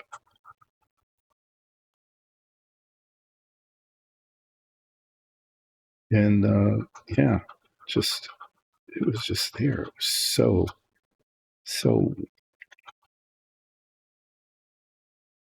like I said, thinking back at it, just so disturbing that happened.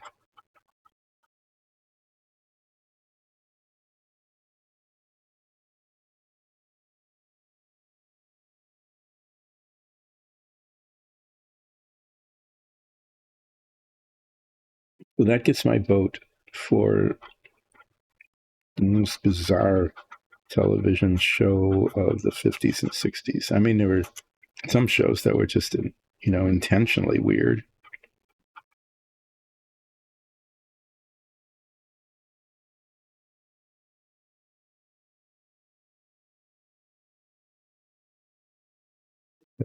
So,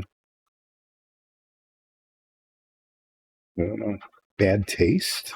I mean, you can't even say it was done in bad taste. It was just seems wrong.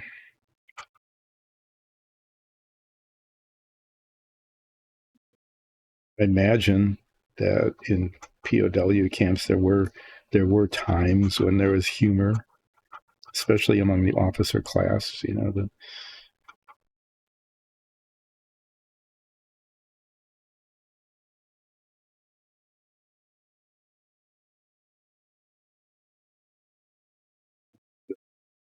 Yeah.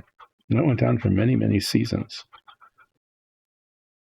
And I remember as kids, we always, we did the imitations. The sergeant, Colonel Klink, Sergeant. Oh my goodness, I'm not remembering the sergeant's name.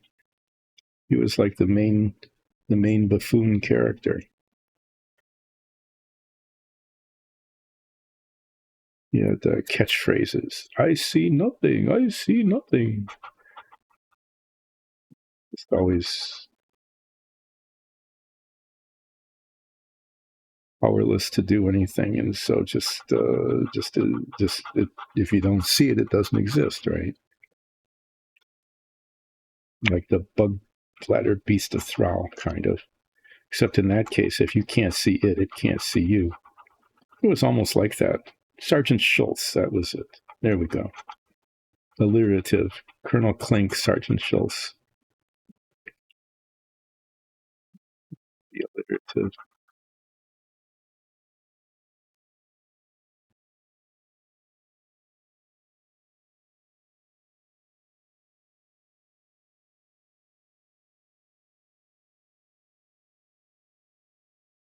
Close, but not quite. If I just turn it like this, I can see how much is left, and it's still quite a bit.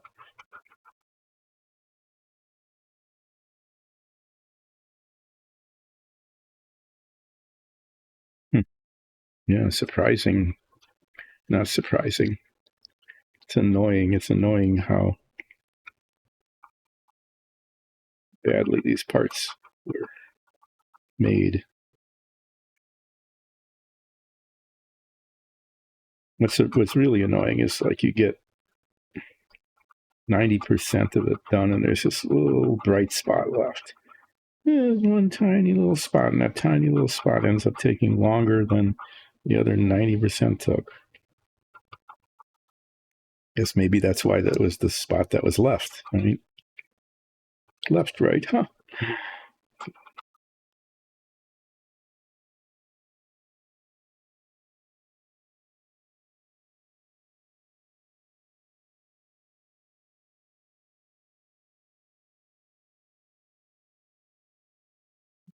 They had, all the stereotype, the main character and all the side characters, and like anything else on TV back then, everybody was sort of stereotyped as much as possible.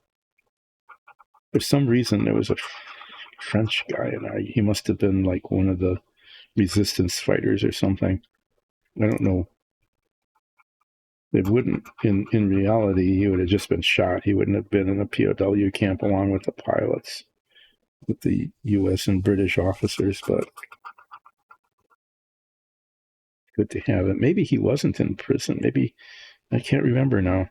Maybe he was one of those characters that just sort of came and went through the tunnel.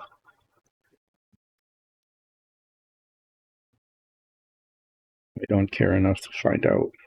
I'm just remembering the show being pretty weird.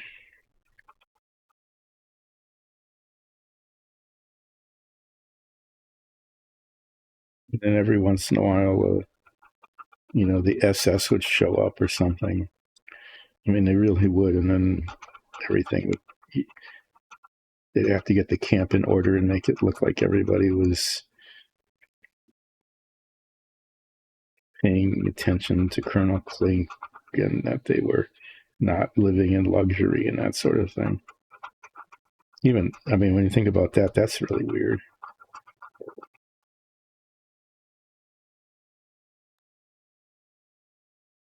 So yeah, that's my vote for most bizarre show of the 50s and 60s. Not that, everything else was great or historically accurate. I have to admit that growing up then,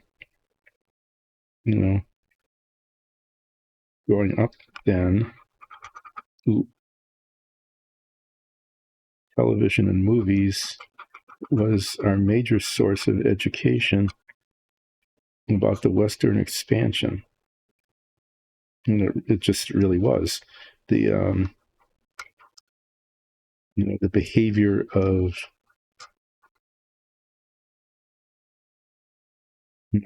the living situation and behavior of Native Americans. We learn that through television and movies. Dad would talk about that. It's like, oh, see, this is how it goes. Everybody would form a circle, right? And the Native Americans would all ride around one direction or the other. I can't remember if it was clockwise or counterclockwise, always circling. That's always how it was. It was always a circle. And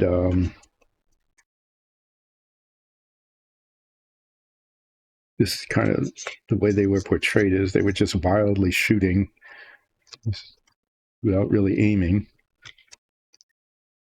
And whoever was in the circle, the wagon train, or usually that, or a troop of soldiers or something, always making whooping war cries. Every single time, that was the stereotype. I mean, every attack was the same. And then the big stereotype was if you shoot the chief, the attack will stop. Okay, and the one with the big war bonnet. It turned out definitely not to be the case, especially with the Sioux tribes. Is the chiefs didn't have that kind of authority in the tribe. It wouldn't have been like if the chief is killed, everybody just stops the attack. Probably would have been pretty much just the opposite. But that was the stereotype. That's how we learned about the tactics and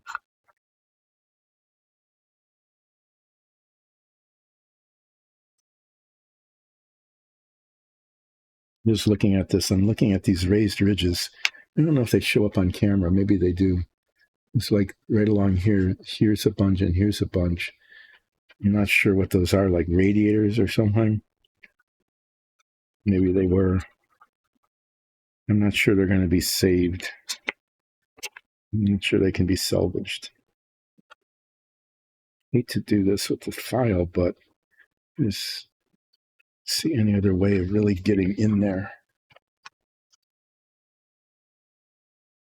And I can get the the space between the raised areas, like this back here. I got that pretty well. Or when it comes right down to it, how I'm going to save those if I can. It'd be so much easier just to sand this whole thing flat and sacrifice that detail.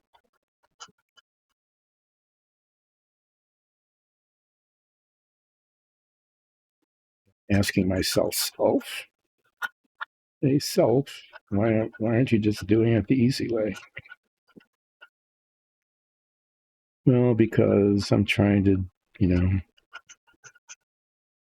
at least a B plus on this model, and that's one of the few details other than the rivet lines that's actually molded in.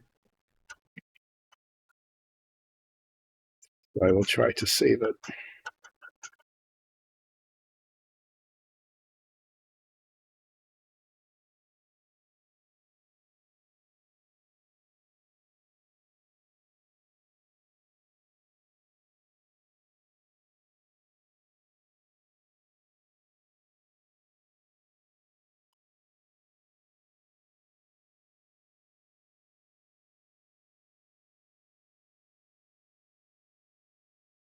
I've kind of talked about this before, but television, the genres of television shows just sort of came and went. Now I just made a divot there with the file. That was lovely.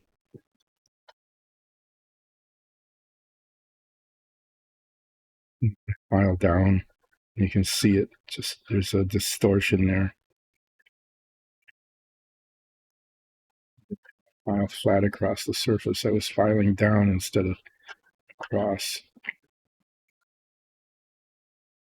which explains why I wasn't getting the effect I wanted.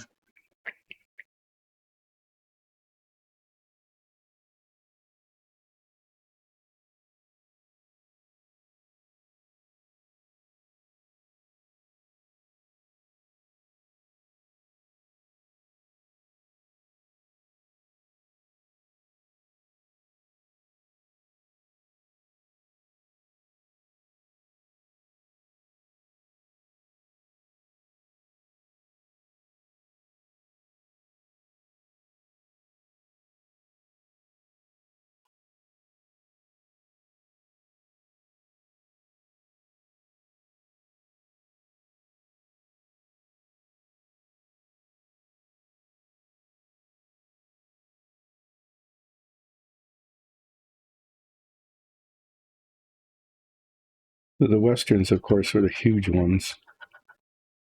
So many of them. I've tried a couple of times to try to remember them all, by naming them for you, but that becomes a really difficult task.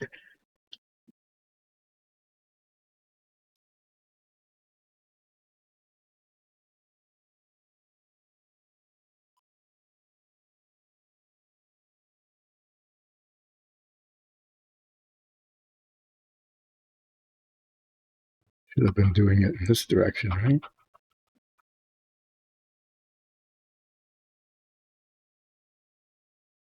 They all had great theme songs. Growing up, we memorized the theme songs of all the westerns. Quieter, quieter. Jimbooey, Jimbooey. There was a Jimbooey, Jimbooey thing. Reason. Daniel Boone, born on a mountaintop in Tennessee. They always had pretty decent rhymes. The lyricists back then weren't very lazy.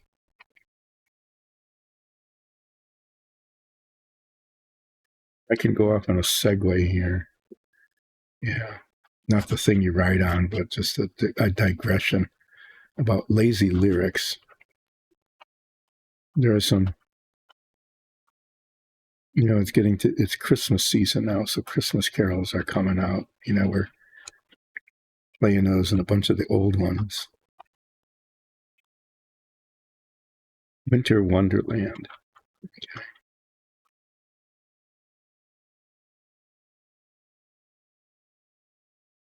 The Winter Wonderland has some of the I think, really, it's not even just lazy, they're just terrible. There's bad lyrics. Okay.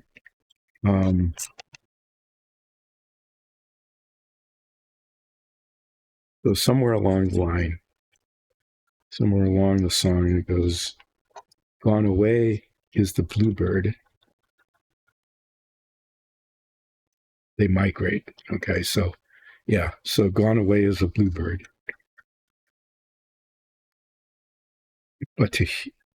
But here to stay. So apparently, this new here to stay is the new bird. What's that?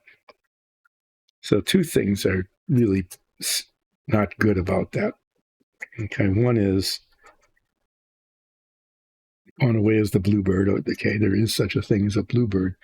Here to stay is the new bird. That's I could come up with. What's the new bird? There is no such thing as new bird. Look them up. Look in your ornithology texts and stuff. There is no new bird. But worse yet, this is really sad and kind of disturbing. Okay, gone away is the bluebird, but here to stay is the new bird. Is that we just had species replacement. We've had this invasive species, new bird.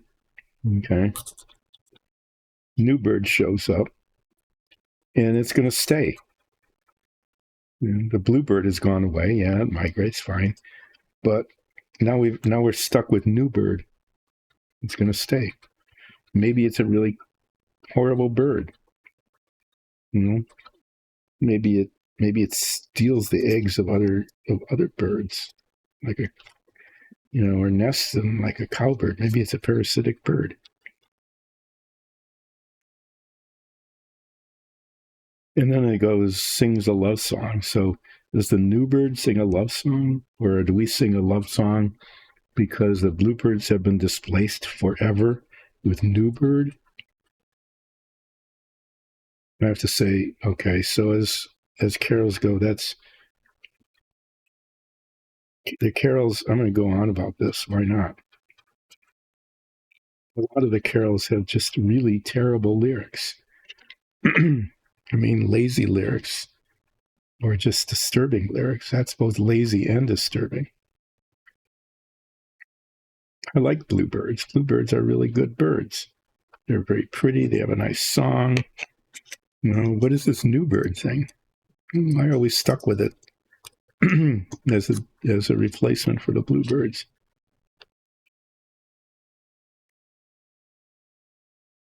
Well, here's another thing about that song, right? So in the meadow, they build a snowman, and they pretend that he is Parson Brown. Okay, well, that's fine. And he'll say, "Are you married?" And we'll say, "No, man." But you can do the job. You can do the job when you're in town. So it's like they're not married out here in the meadow. But as soon as you get back into town, you're going to get married by Parson Brown. Now, granted, Brown in town rhyme. Okay, so maybe that's the whole point, is that there's a rhyme. But that seems, seems like kind of an impertinent question to begin with.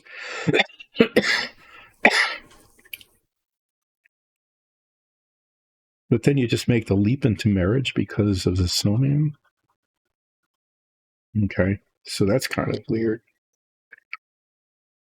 But that's not really the bad part. Okay, it's the verse that comes later where they repeat, "In the meadow we will build a snowman."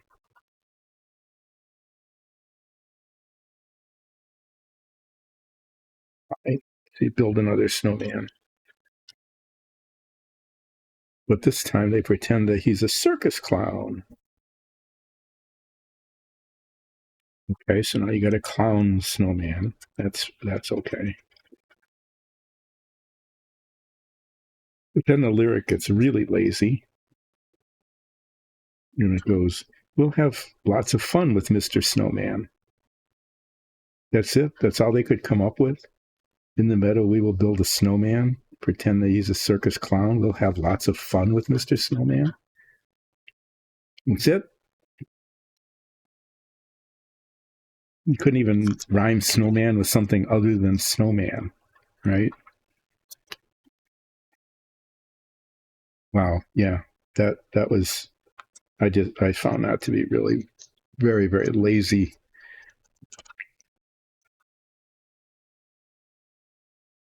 Very, very lazy lyric writing. But then, okay, so we'll have lots of fun with Mr. Snowman, right? Because, why not? He's a circus clown. Can't come up with any rhyme with snowman other than snowman. Fine. But then it says, "Until the other kitties knock him down." Think about that. So they're in the meadow building a snowman, right? And the previous snowman was going to marry them in town. But now they go build another snowman who's just a clown. But then it's not, until the nasty little kitties knock him down. No, it's until the other kitties, the other children come along and knock down the snowman. So these are children. These are children building snowmen. Kitties. Not kitties like in little cats, but kitties like in, goats. All right, well, that's gone. That radiator has just disappeared. Can't save it. So, what are they doing getting married? I mean, seriously, what's up with that? These are children asking the Parson Brown snowman to marry them.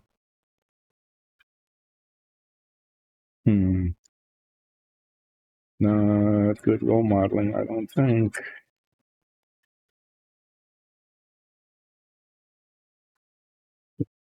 That's pretty lazy lyrics. Disturbing lyrics. Gone away as a bluebird, here to stay as a replacement. Invasive species, new bird. You're spontaneously asking the parson to marry you as soon as you get back to town.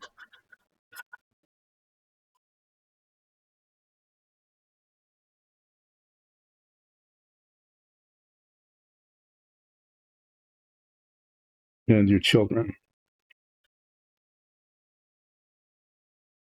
Is this really what you want? Is this what you want? Is your children? Oh, yeah. And it's inevitable, right? It's inevitable that there would be another gang of children, kitties, coming along, knocking down your snowman.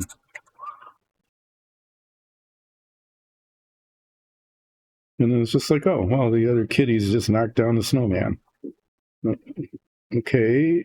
Is that okay? No. Okay. Yeah, these radiator details just aren't surviving. They aren't surviving the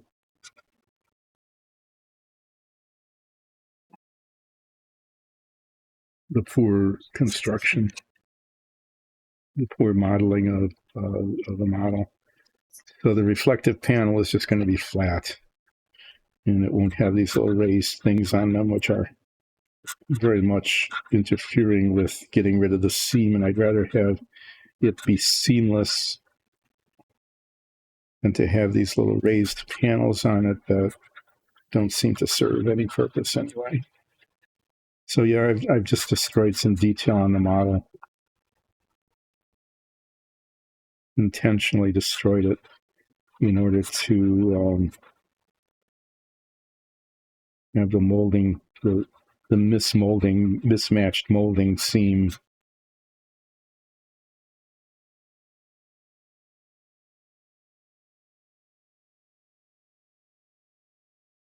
Face obvious.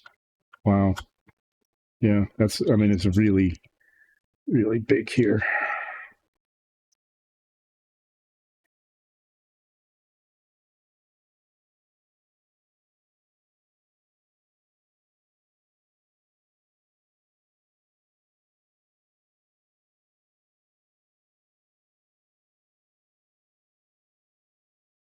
So that's one of the Christmas carols that had lazy and disturbing lyrics. And it's really best just to not think about it. I mean, the tune is kind of cool. It's a nice tune. Walking in a Winter Wonderland. You can sing it and hum it. All of that, it works pretty well. But boy, don't pay attention to what you're singing, because yeah, it's really, really not very good. So there's another one. So there's a little drummer boy which is a nice tear-jerky kind of sweet thing, you know, Little Drummer Boy. Gave rise to the cartoon Little Drummer Mouse, which was the same thing as Little Drummer Boy, but instead of a drum, he had an acorn. Same song, same music. Just being cute, you know, because it was a mouse. Kids' cartoon for Christmas. So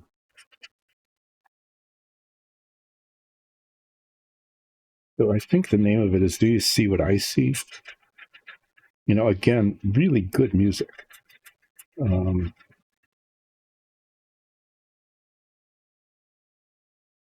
But really bizarre, lazy lyrics.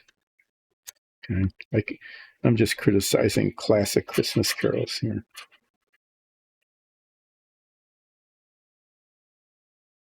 And I want to say really lazy and sometimes weird lyrics. So, first of all, you start out with a talking lamb. The lamb talks to the shepherd boy. Okay, so that requires some sort of, you know, leap of disbelief right off the bat. Is you know,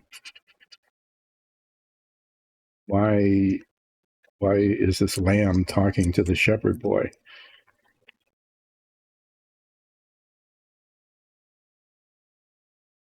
But there it is. So the shepherd boy is, you know, chatting with the lamb about what they see.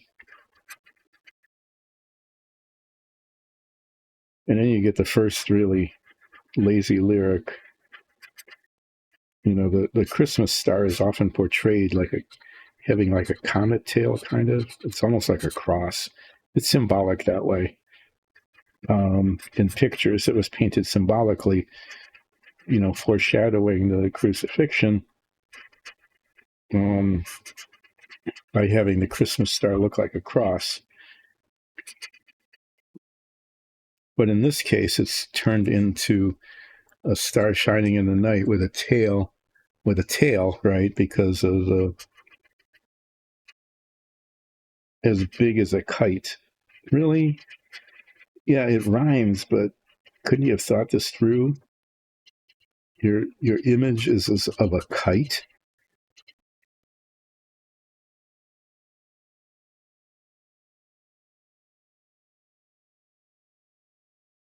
I found that to just be just a really lazy kind of thing. Wow, this is really taking a long time up here, getting the last little bit of shininess out of the way on the anti-glare panel.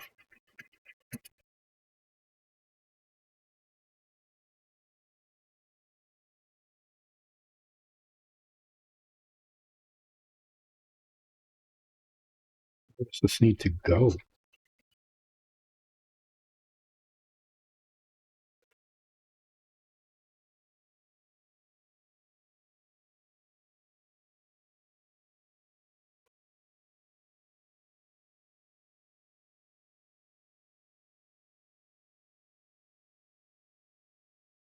But then you had, you know, voice as deep as the sea.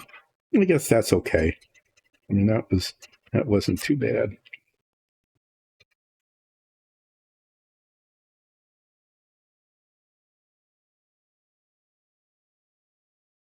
So they eventually get to the king. And of course, you know, the king, not to the lamb and the shepherd boy, right? They get to the king. So the king gets really, you know, it's the king, right? Listen to what I say. Huh. Yeah. It's like you didn't know anything. You're getting the news from a lamb and a kid, and you're just taking over. Because they're the king. Listen to what I say.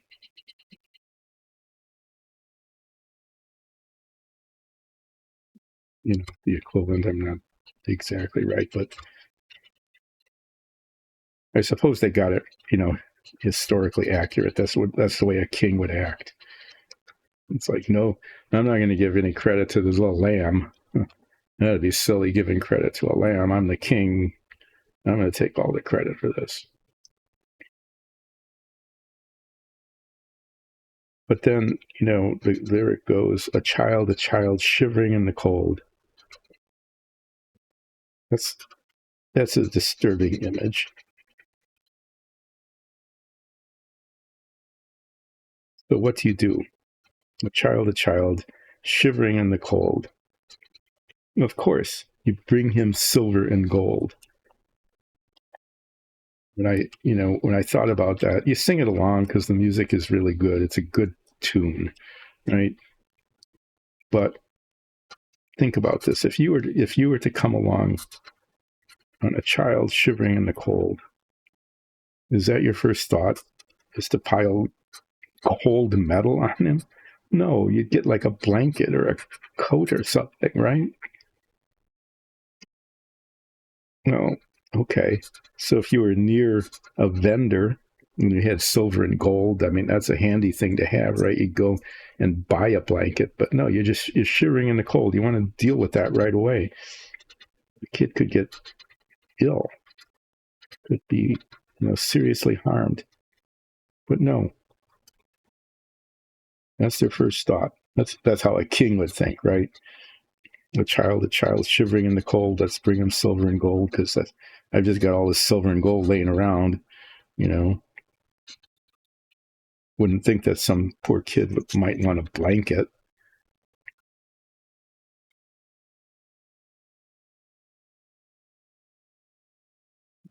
It's going to be a flat spot there, right there in the front. But that's about the only way to deal with the never-ending issue of this. There's still a bright spot there.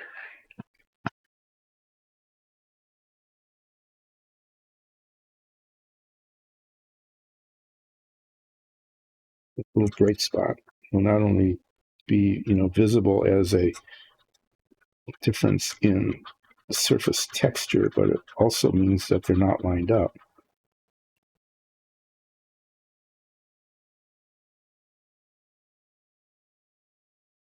Leave this with the coarse sandpaper because that's supposed to be flat black,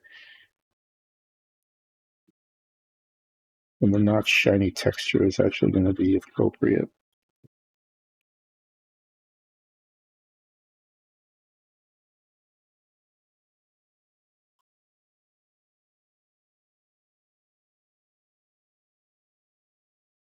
Okay, well, it's now distorted. The detail of the little radiators or whatever they were is gone forever. That couldn't be salvaged. It couldn't be salvaged and seal the seam at the same time.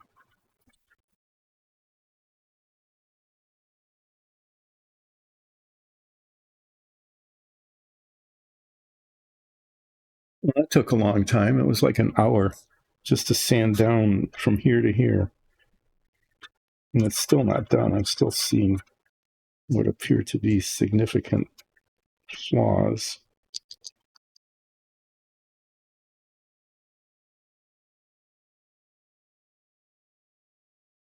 Like there's remnants of those little radiator bits right here. And even if it's painted flat black, they're going to show and look weird.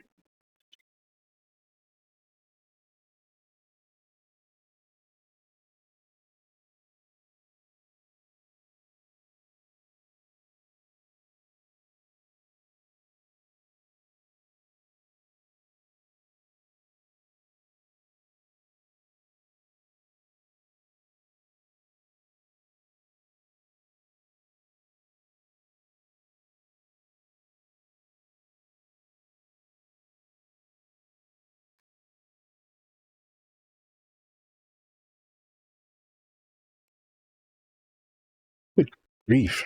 This stuff is so reluctant to give up.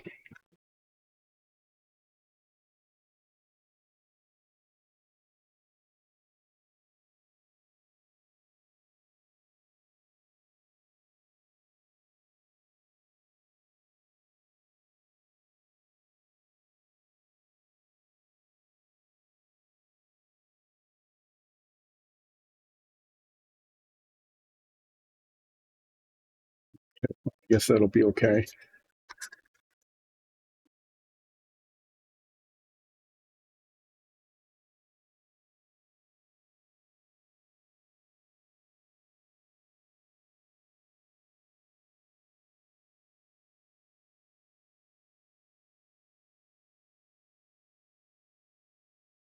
I want these to be even here too, because the propeller is going to go on that.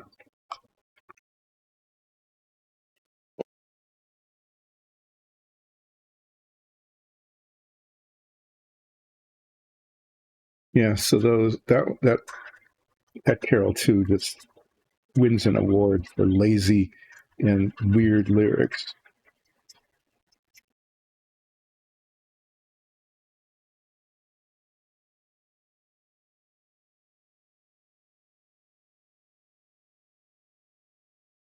I think though that moving away from Christmas carols and just talking about lyrics, one of the funniest ones, and I think I don't know if it was intentional or not. I'm sure somebody could find out if it was intentional or not.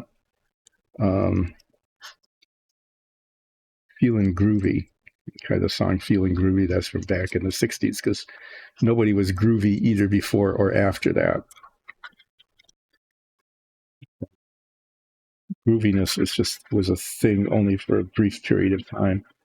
Kind of a in the groove became not content and with it, all of that became groovy. I have to say that was, even growing up then, that was just kind of a weird and dumb word, but there it was. You're feeling groovy, right? And you're singing the song, and it's got all sorts of things, and then for some reason you talk to a lamppost. Hello, lamppost. What you knowin'? Huh? Okay, I don't know why you would ask that, but how do you keep your flowers growing? And that was a thing, it still is, that in some towns, that along the bases of the lampposts there would be little gardens. So you're talking to the lamppost, and you're wondering how you keep your flowers growing, because you're probably not aware of the municipality having gardeners who take care of these things, and you think that the lamppost is doing it. That's the kind of thing you might think when you're groovy. In the 1960s, is that the lamppost was responsible for the health of their own flower bed.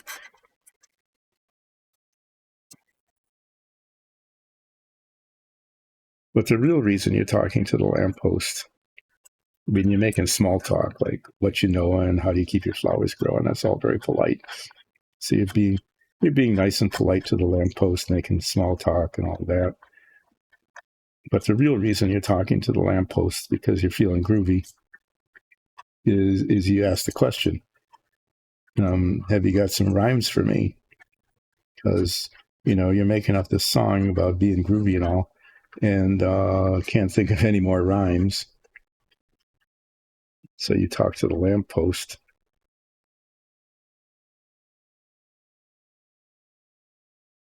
Well, it's a lamppost, right? I mean, what do you expect? So what do you get back from the lamppost? Do do do do do. What you know and how do you keep your flowers growing? Have you got some rhymes for me? And the response, and it's do do do do do. So, I mean, it's a lamppost. Clearly not. The lamppost does not have any rhymes for you. But you're still feeling groovy. So I thought that was pretty funny. That the meta song here is that you can't think of a rhyme, so you ask a lamppost, and all you get back is do do do do do. That seemed to be very honest. But that's the kind of response that you would expect from a lamppost.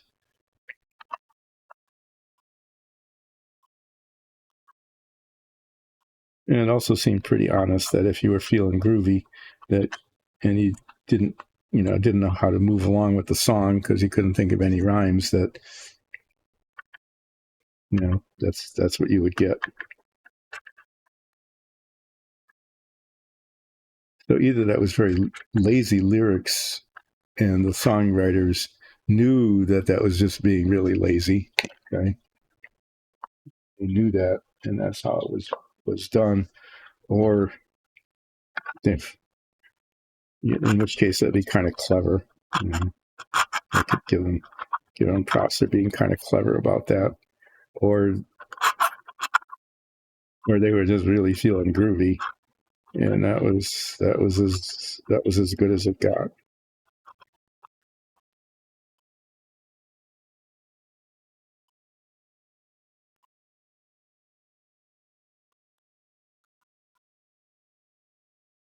But that could have either been very clever or very lazy. It's hard to tell exactly without knowing the minds of the songwriters at the time.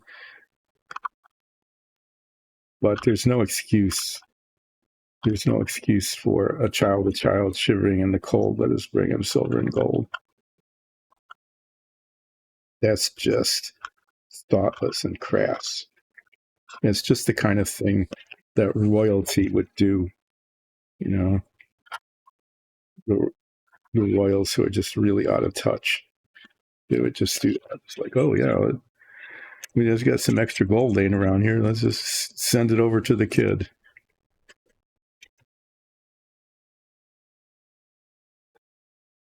Sitting there with a star with a kite tail.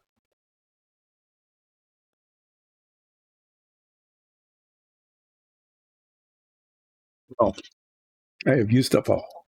I have gotten almost nothing done today. It's kind of my catchphrase, really. What did you do today? You accomplished hardly anything, but took a long time to do it. Yeah, that is very much the case of today's stream. Is I managed to mostly, but not entirely, clean up all the way from here to here on the fuselage. I think the wings will be pretty straightforward. This is a problem back here. Big problem. Well, it's going to take a lot of work, and it will be eliminating a fair amount of rivet line detail. We can't think of any other way to do that without harming the detail. Same is true here.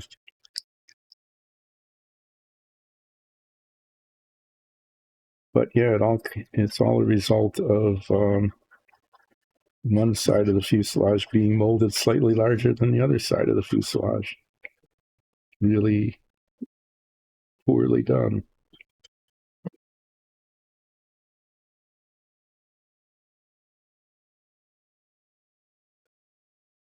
Try to keep the sanding to a small line here, as much as I can anyway. Still accomplish the leveling of the two sides. That's not good.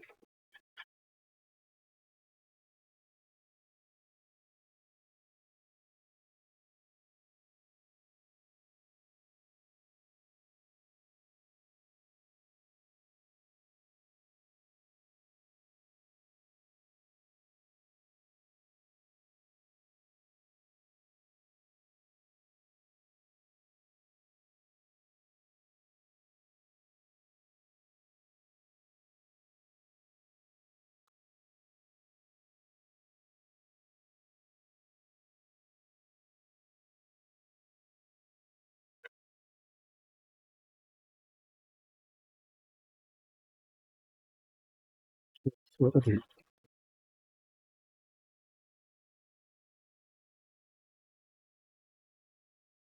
There were some pretty aggressive Christmas carols too. Some of the old ones, like Wassailing.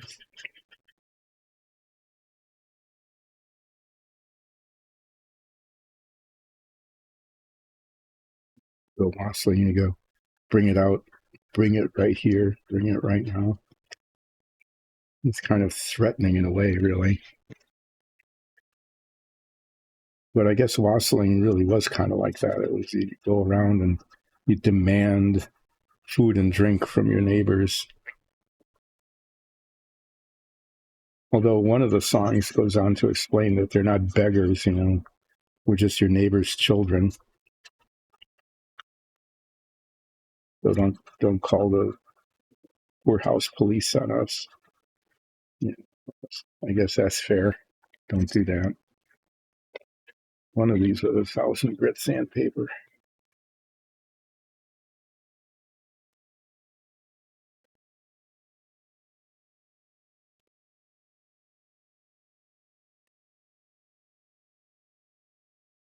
I love the sandpaper. This is just sandpaper. It's 1,000 grit, right? Like, how is it going to hurt you? Warning, wear eye, face, and body protection for this. I'm supposed to be wearing a hazmat suit here as I'm sanding down this plastic. Seriously.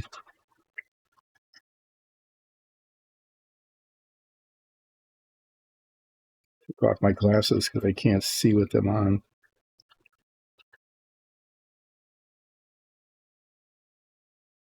Hi, Who. Thanks for joining in. Yeah, I'll do a flip in just a minute. I really just kind of need to finish this bit though.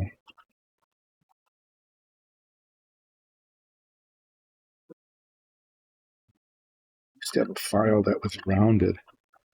And it's flat on one side and half round on the other. It would have just been perfect for this.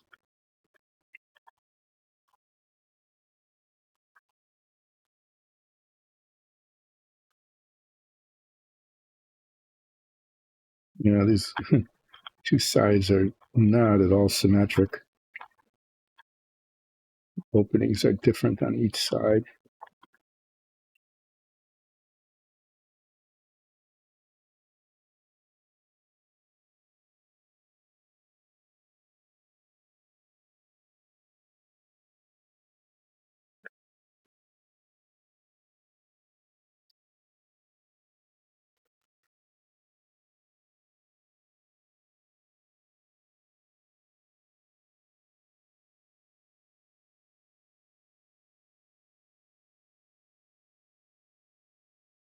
Suppose I could pretend there was a weld line down the middle of the fuselage.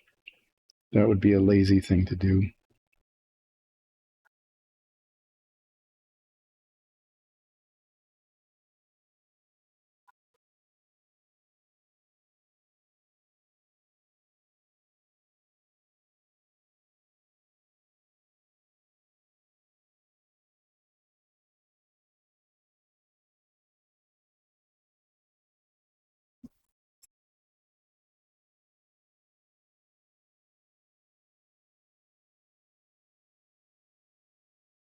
Okay, this line right here, this remnant of that is now, I've got a problem back here, but that's just smooth. Okay, I know that can be taken care of, but this line right here is the most challenging bit on here because it's a big ridge. If you look at it from here, you can actually see it shining there. That is the raised edge, and that's going to just be a real challenge.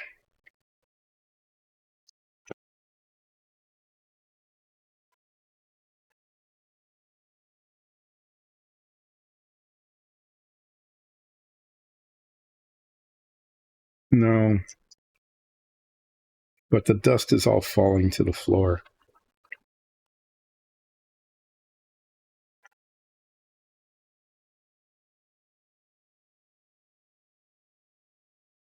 And I'm 1,000,000 years old, so by the time it works its way through my lungs, it's something else.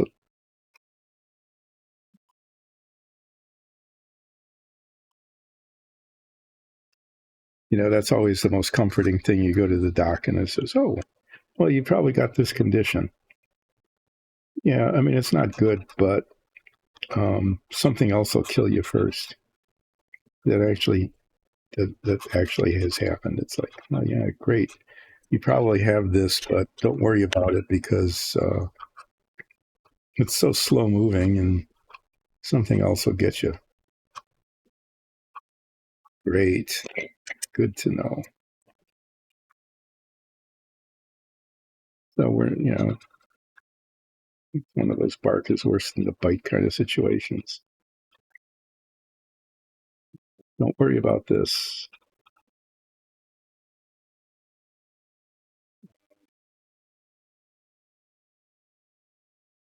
Yeah, I'm going to have to do this next.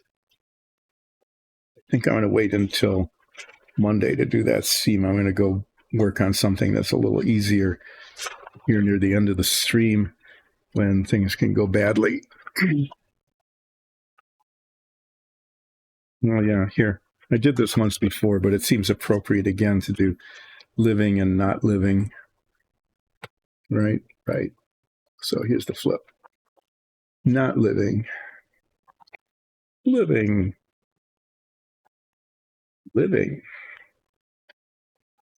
Not living. Off screen. Living, at least there's a 50-50 chance of being alive. 4-2, living versus not living. I guess that's good. I'll take that. I'll take that as a good thing. Okay, so this seam right here, where you can see it, where there's like a 64th, I mean, it's really raised up. There's a lot of detail along the line that would be in danger of getting lost as I clean that up. That's just going to have to wait till Monday because it's just very bad.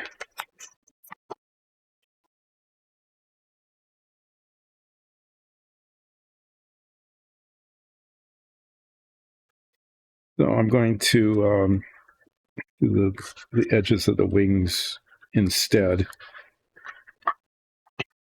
during the last 15-20 minutes of this stream, because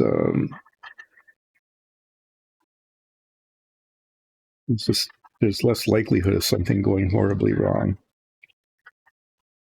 Not that there is a zero chance of something going horribly wrong. It's just that the odds of something going horribly wrong are smaller than the odds of something going horribly wrong down here.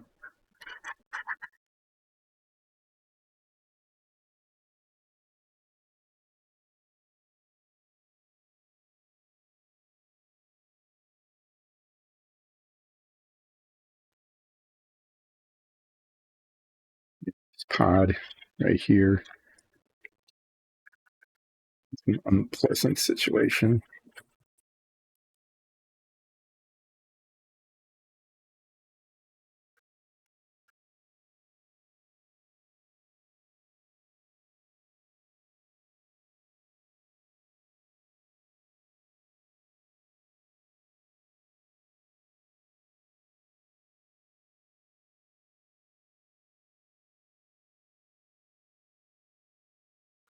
I've explained that I sand it because sanding it like this changes the surface texture. And then it becomes real obvious when glossy paint is put on it that there has been a, discontinuity in the surface texture. And so I'm sanding down this little pod.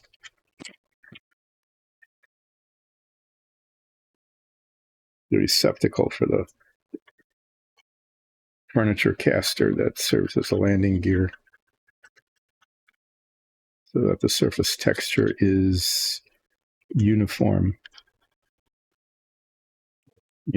fairly uniform anyway.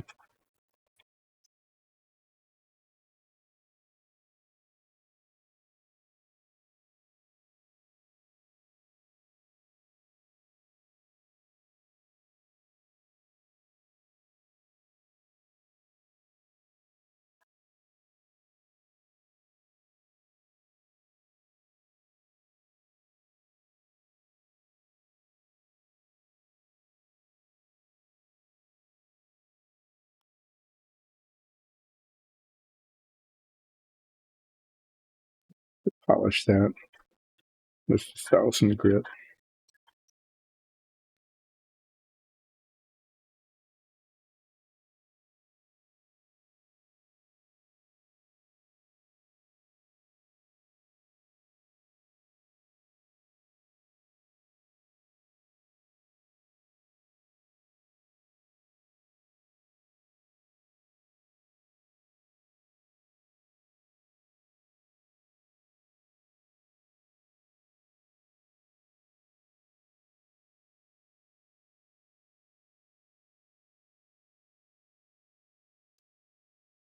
Okay. I forget what grit I was using. I guess the 1000 grit for the leading, the wings, edges of the wings. It should work.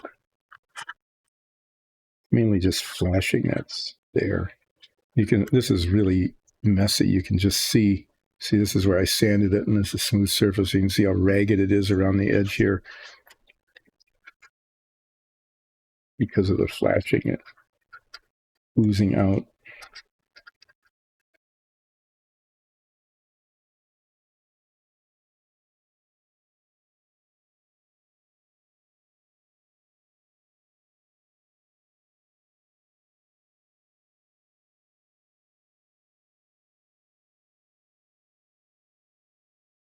Really kind of surprised.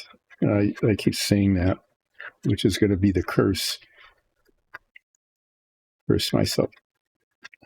So I'm not going to say it, so I don't curse myself. I don't really believe in that, but yeah, actually I do. It just happens.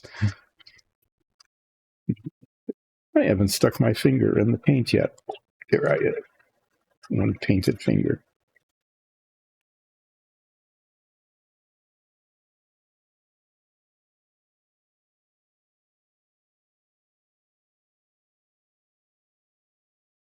I'm not going to say what I was going to say because then it would happen.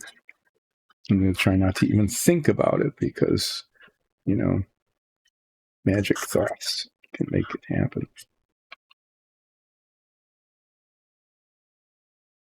This is so messy.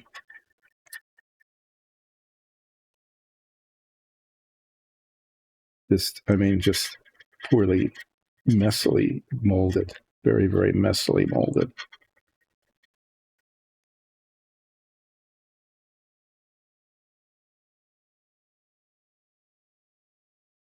So on Monday, I'm going to be doing more sanding. I may or may not finish these wings before I could keep going longer, but I'm not going to. It's just not going to happen. So I might not even finish the wings before the stream ends today. But on Monday, I'll definitely be trying to fix this seam down here, finish the wings. I've got some places where I put some filler in that I need to sand off. Some up there too that I'm almost certain to forget. I use the technique I used before. Put a little piece of tape there to say, why is that tape there? On Monday, I'm going to say, why is that tape there? And then you all yell back, because you need to sand down the filler.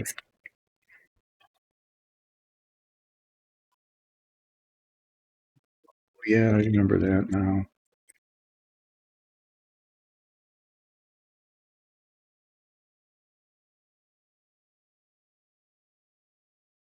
And then I'll have to go over the entire plane, all around it, and check for seams that are showing and flashing that's off, or asymmetries that need to be symmetrized.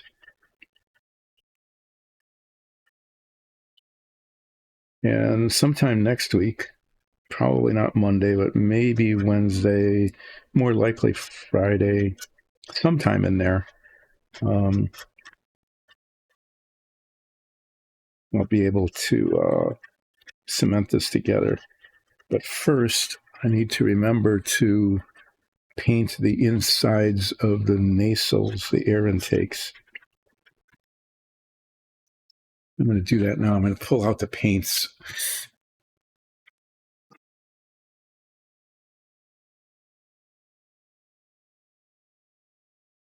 Silver,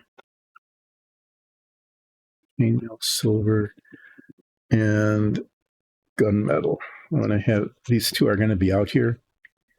And on Monday, I'm going to go, why did I bring those paints out? And then I'll remember, oh, yeah, I wanted to paint the insides of the air intakes on the fuselage and the wings. I'll remember that because the paints will be there. Why is there a black spot there?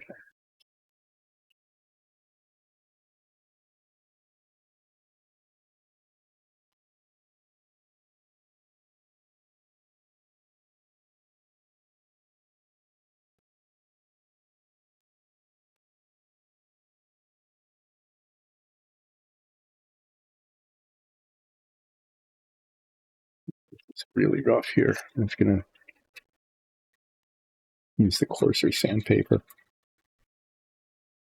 to get that even close to being correct. And then I'll use the,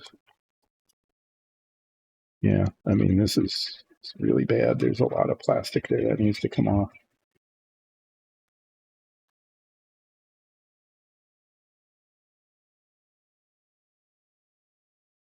So thanks for dropping in. How you doing today, Who?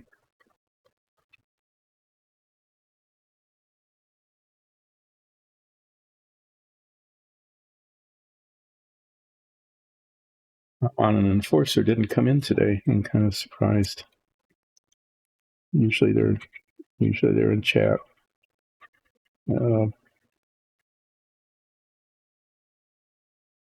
Maybe relaxing sanding is too boring.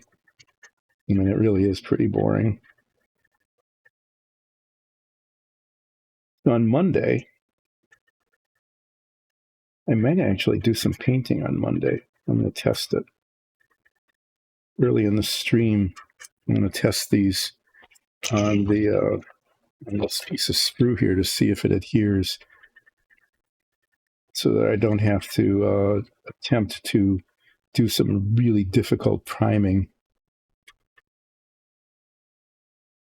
before painting the insides of the air intakes, which is a thing that doesn't even need to be done, but would look good if I could pull it off.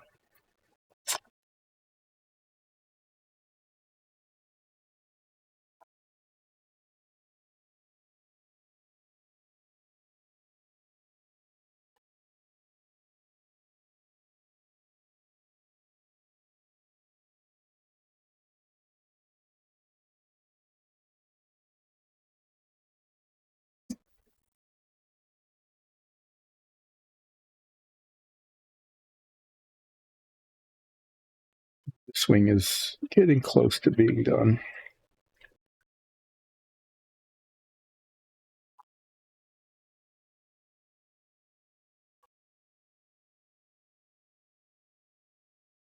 Seams on the wings are usually much easier, assuming that they're closed and they don't need to be filled.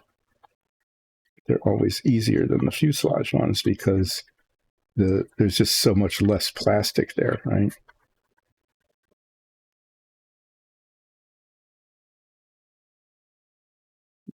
Touch up the wheel. With all the sanding, I sanded off some of the flat black paint that's supposed to represent the tire. One of those things I need to remember to do when I do final inspection. As tiny bits of touch up. So, to aid in remembering that,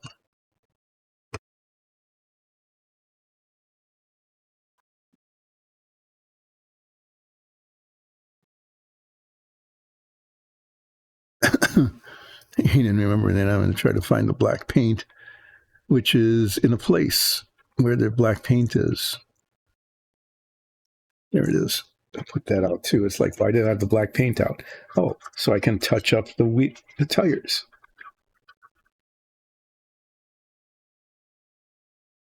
I mean, that'll be obvious when the time comes. We need one of those like peanut gallery things that they used to have on the kids shows. You know, like when Bunny Rabbit came out and tried to steal Captain Kangaroo's carrots. Why? Don't ask. It's a thing that happened. Why did Captain Kangaroo have carrots if they weren't to be stolen by the Bunny Rabbit? Why was the Bunny Rabbit around if it weren't for the fact that mysteriously Captain Kangaroo was carrying some carrots? But it was just an ongoing, it was one of those recurring kind of jokes.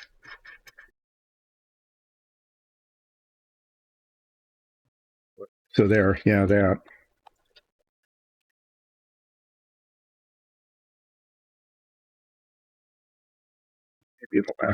Maybe in the last few minutes I can get this really annoying bit right up here.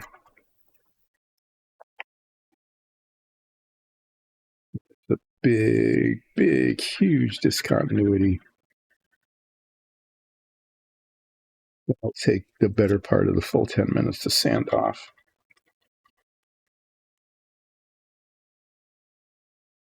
Yeah, this side is way higher than the other side, and it just needs to be totally sanded down. It's not a problem on this side because the wing comes right on up to it by here. It's right on the top of the plane, so it's really obvious.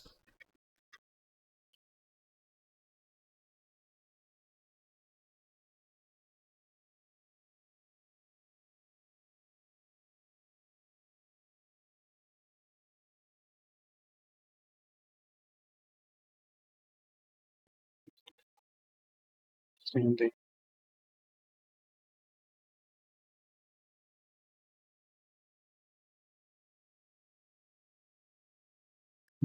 To come off. That these scratch marks on here isn't going to hurt because so much more needs to come off. To get rid of the scratch marks, it will not be an issue.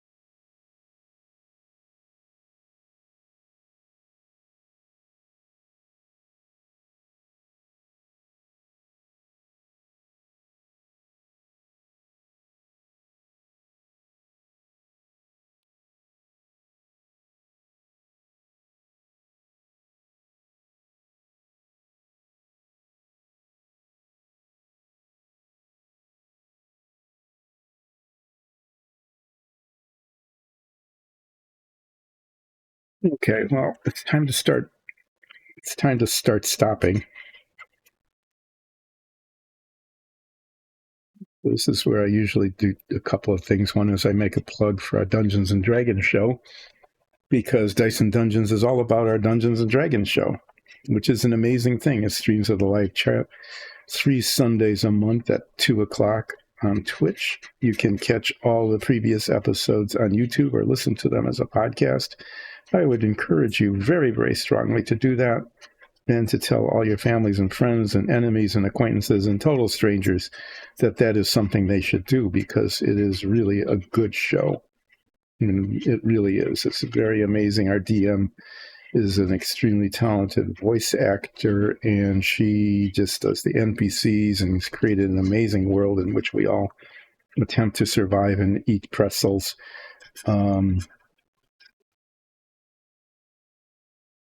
The priority of which one comes first is a little bit vague sometimes. but usually we've accomplished both. We've had pretzels and stayed alive fairly often. Yeah, so do that.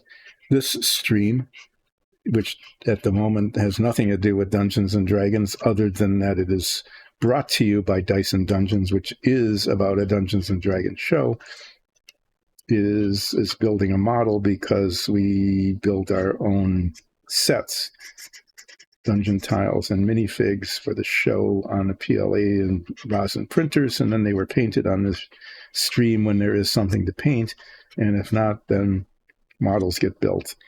I mean, that's just how that works. So I wanted to do that plug so that you can enjoy, you need to enjoy our D&D show. The other thing I do at the end is I recap what I've accomplished, which today isn't very much. What I managed to accomplish is I almost finished, but hasn't quite finished the wings that go on either side of this. I made a decision about how to paint the inside of the air intakes so that they look okay, so that they look good. And I have finished about, I would say, half of the preparation of the fuselage part here. And on Monday, what I'll be doing is I'll doing this wing and then this seam along here, which is going to take probably an hour from here to here. Really, just like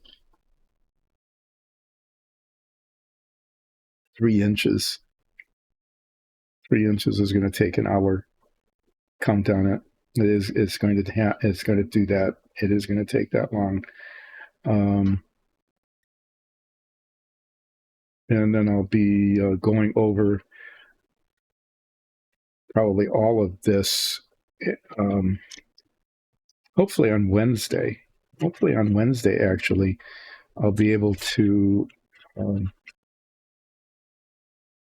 if not Wednesday, Friday, cement the wings on, okay, and do a final prep and get it ready for priming. I mean, there'll be some priming, and after that, then they need to go. It all needs one more once over after they're primed, because the priming usually reveals problems, with the prep. The priming usually reveals problems with the prep. But yeah, today I managed to get the wings mostly done. I got parts of this done. Kind of massacred the front of this, but there wasn't just really no real alternative in order to get the seam out.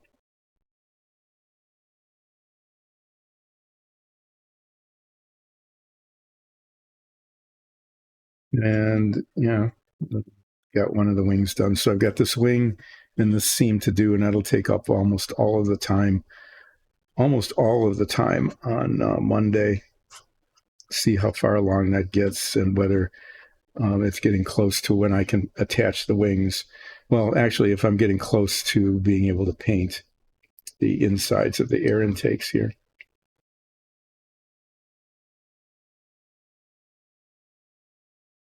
We'll see. I'm going to put this in this box.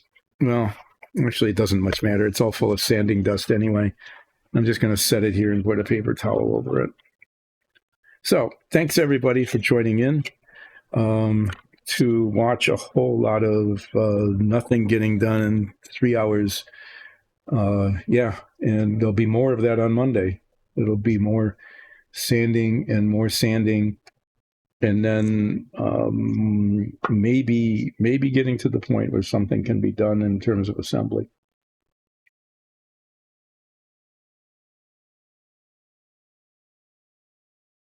In the meantime, thank you all. See you on Monday at about 10 o'clock, where there will be yet more prep work being done on the VTO Pogo. And as I like to keep pointing out, it says VTO, vertical takeoff. It doesn't say VTOL, vertical takeoff and landing. Okay, it's just vertical takeoff. Yeah, I know it landed. I have to look it up. I have to see if it actually crashed on landing or whether it actually landed. Yeah, because it's just really kind of a bizarre little plane. Ta-da! That's what's going to happen. I'll test some paint. I'll test some paint on here right at the beginning of the stream so that I can dry and I can see how it works. These are the two colors, the two paints that I might be using for the inside of the air intakes. And what I really might need is a new one of these. I think I'll have to look to see if I've got one. So yeah, see you on Monday. Have a good weekend. Watch our Dungeons and Dragons show. Dyson Dungeons says, see ya.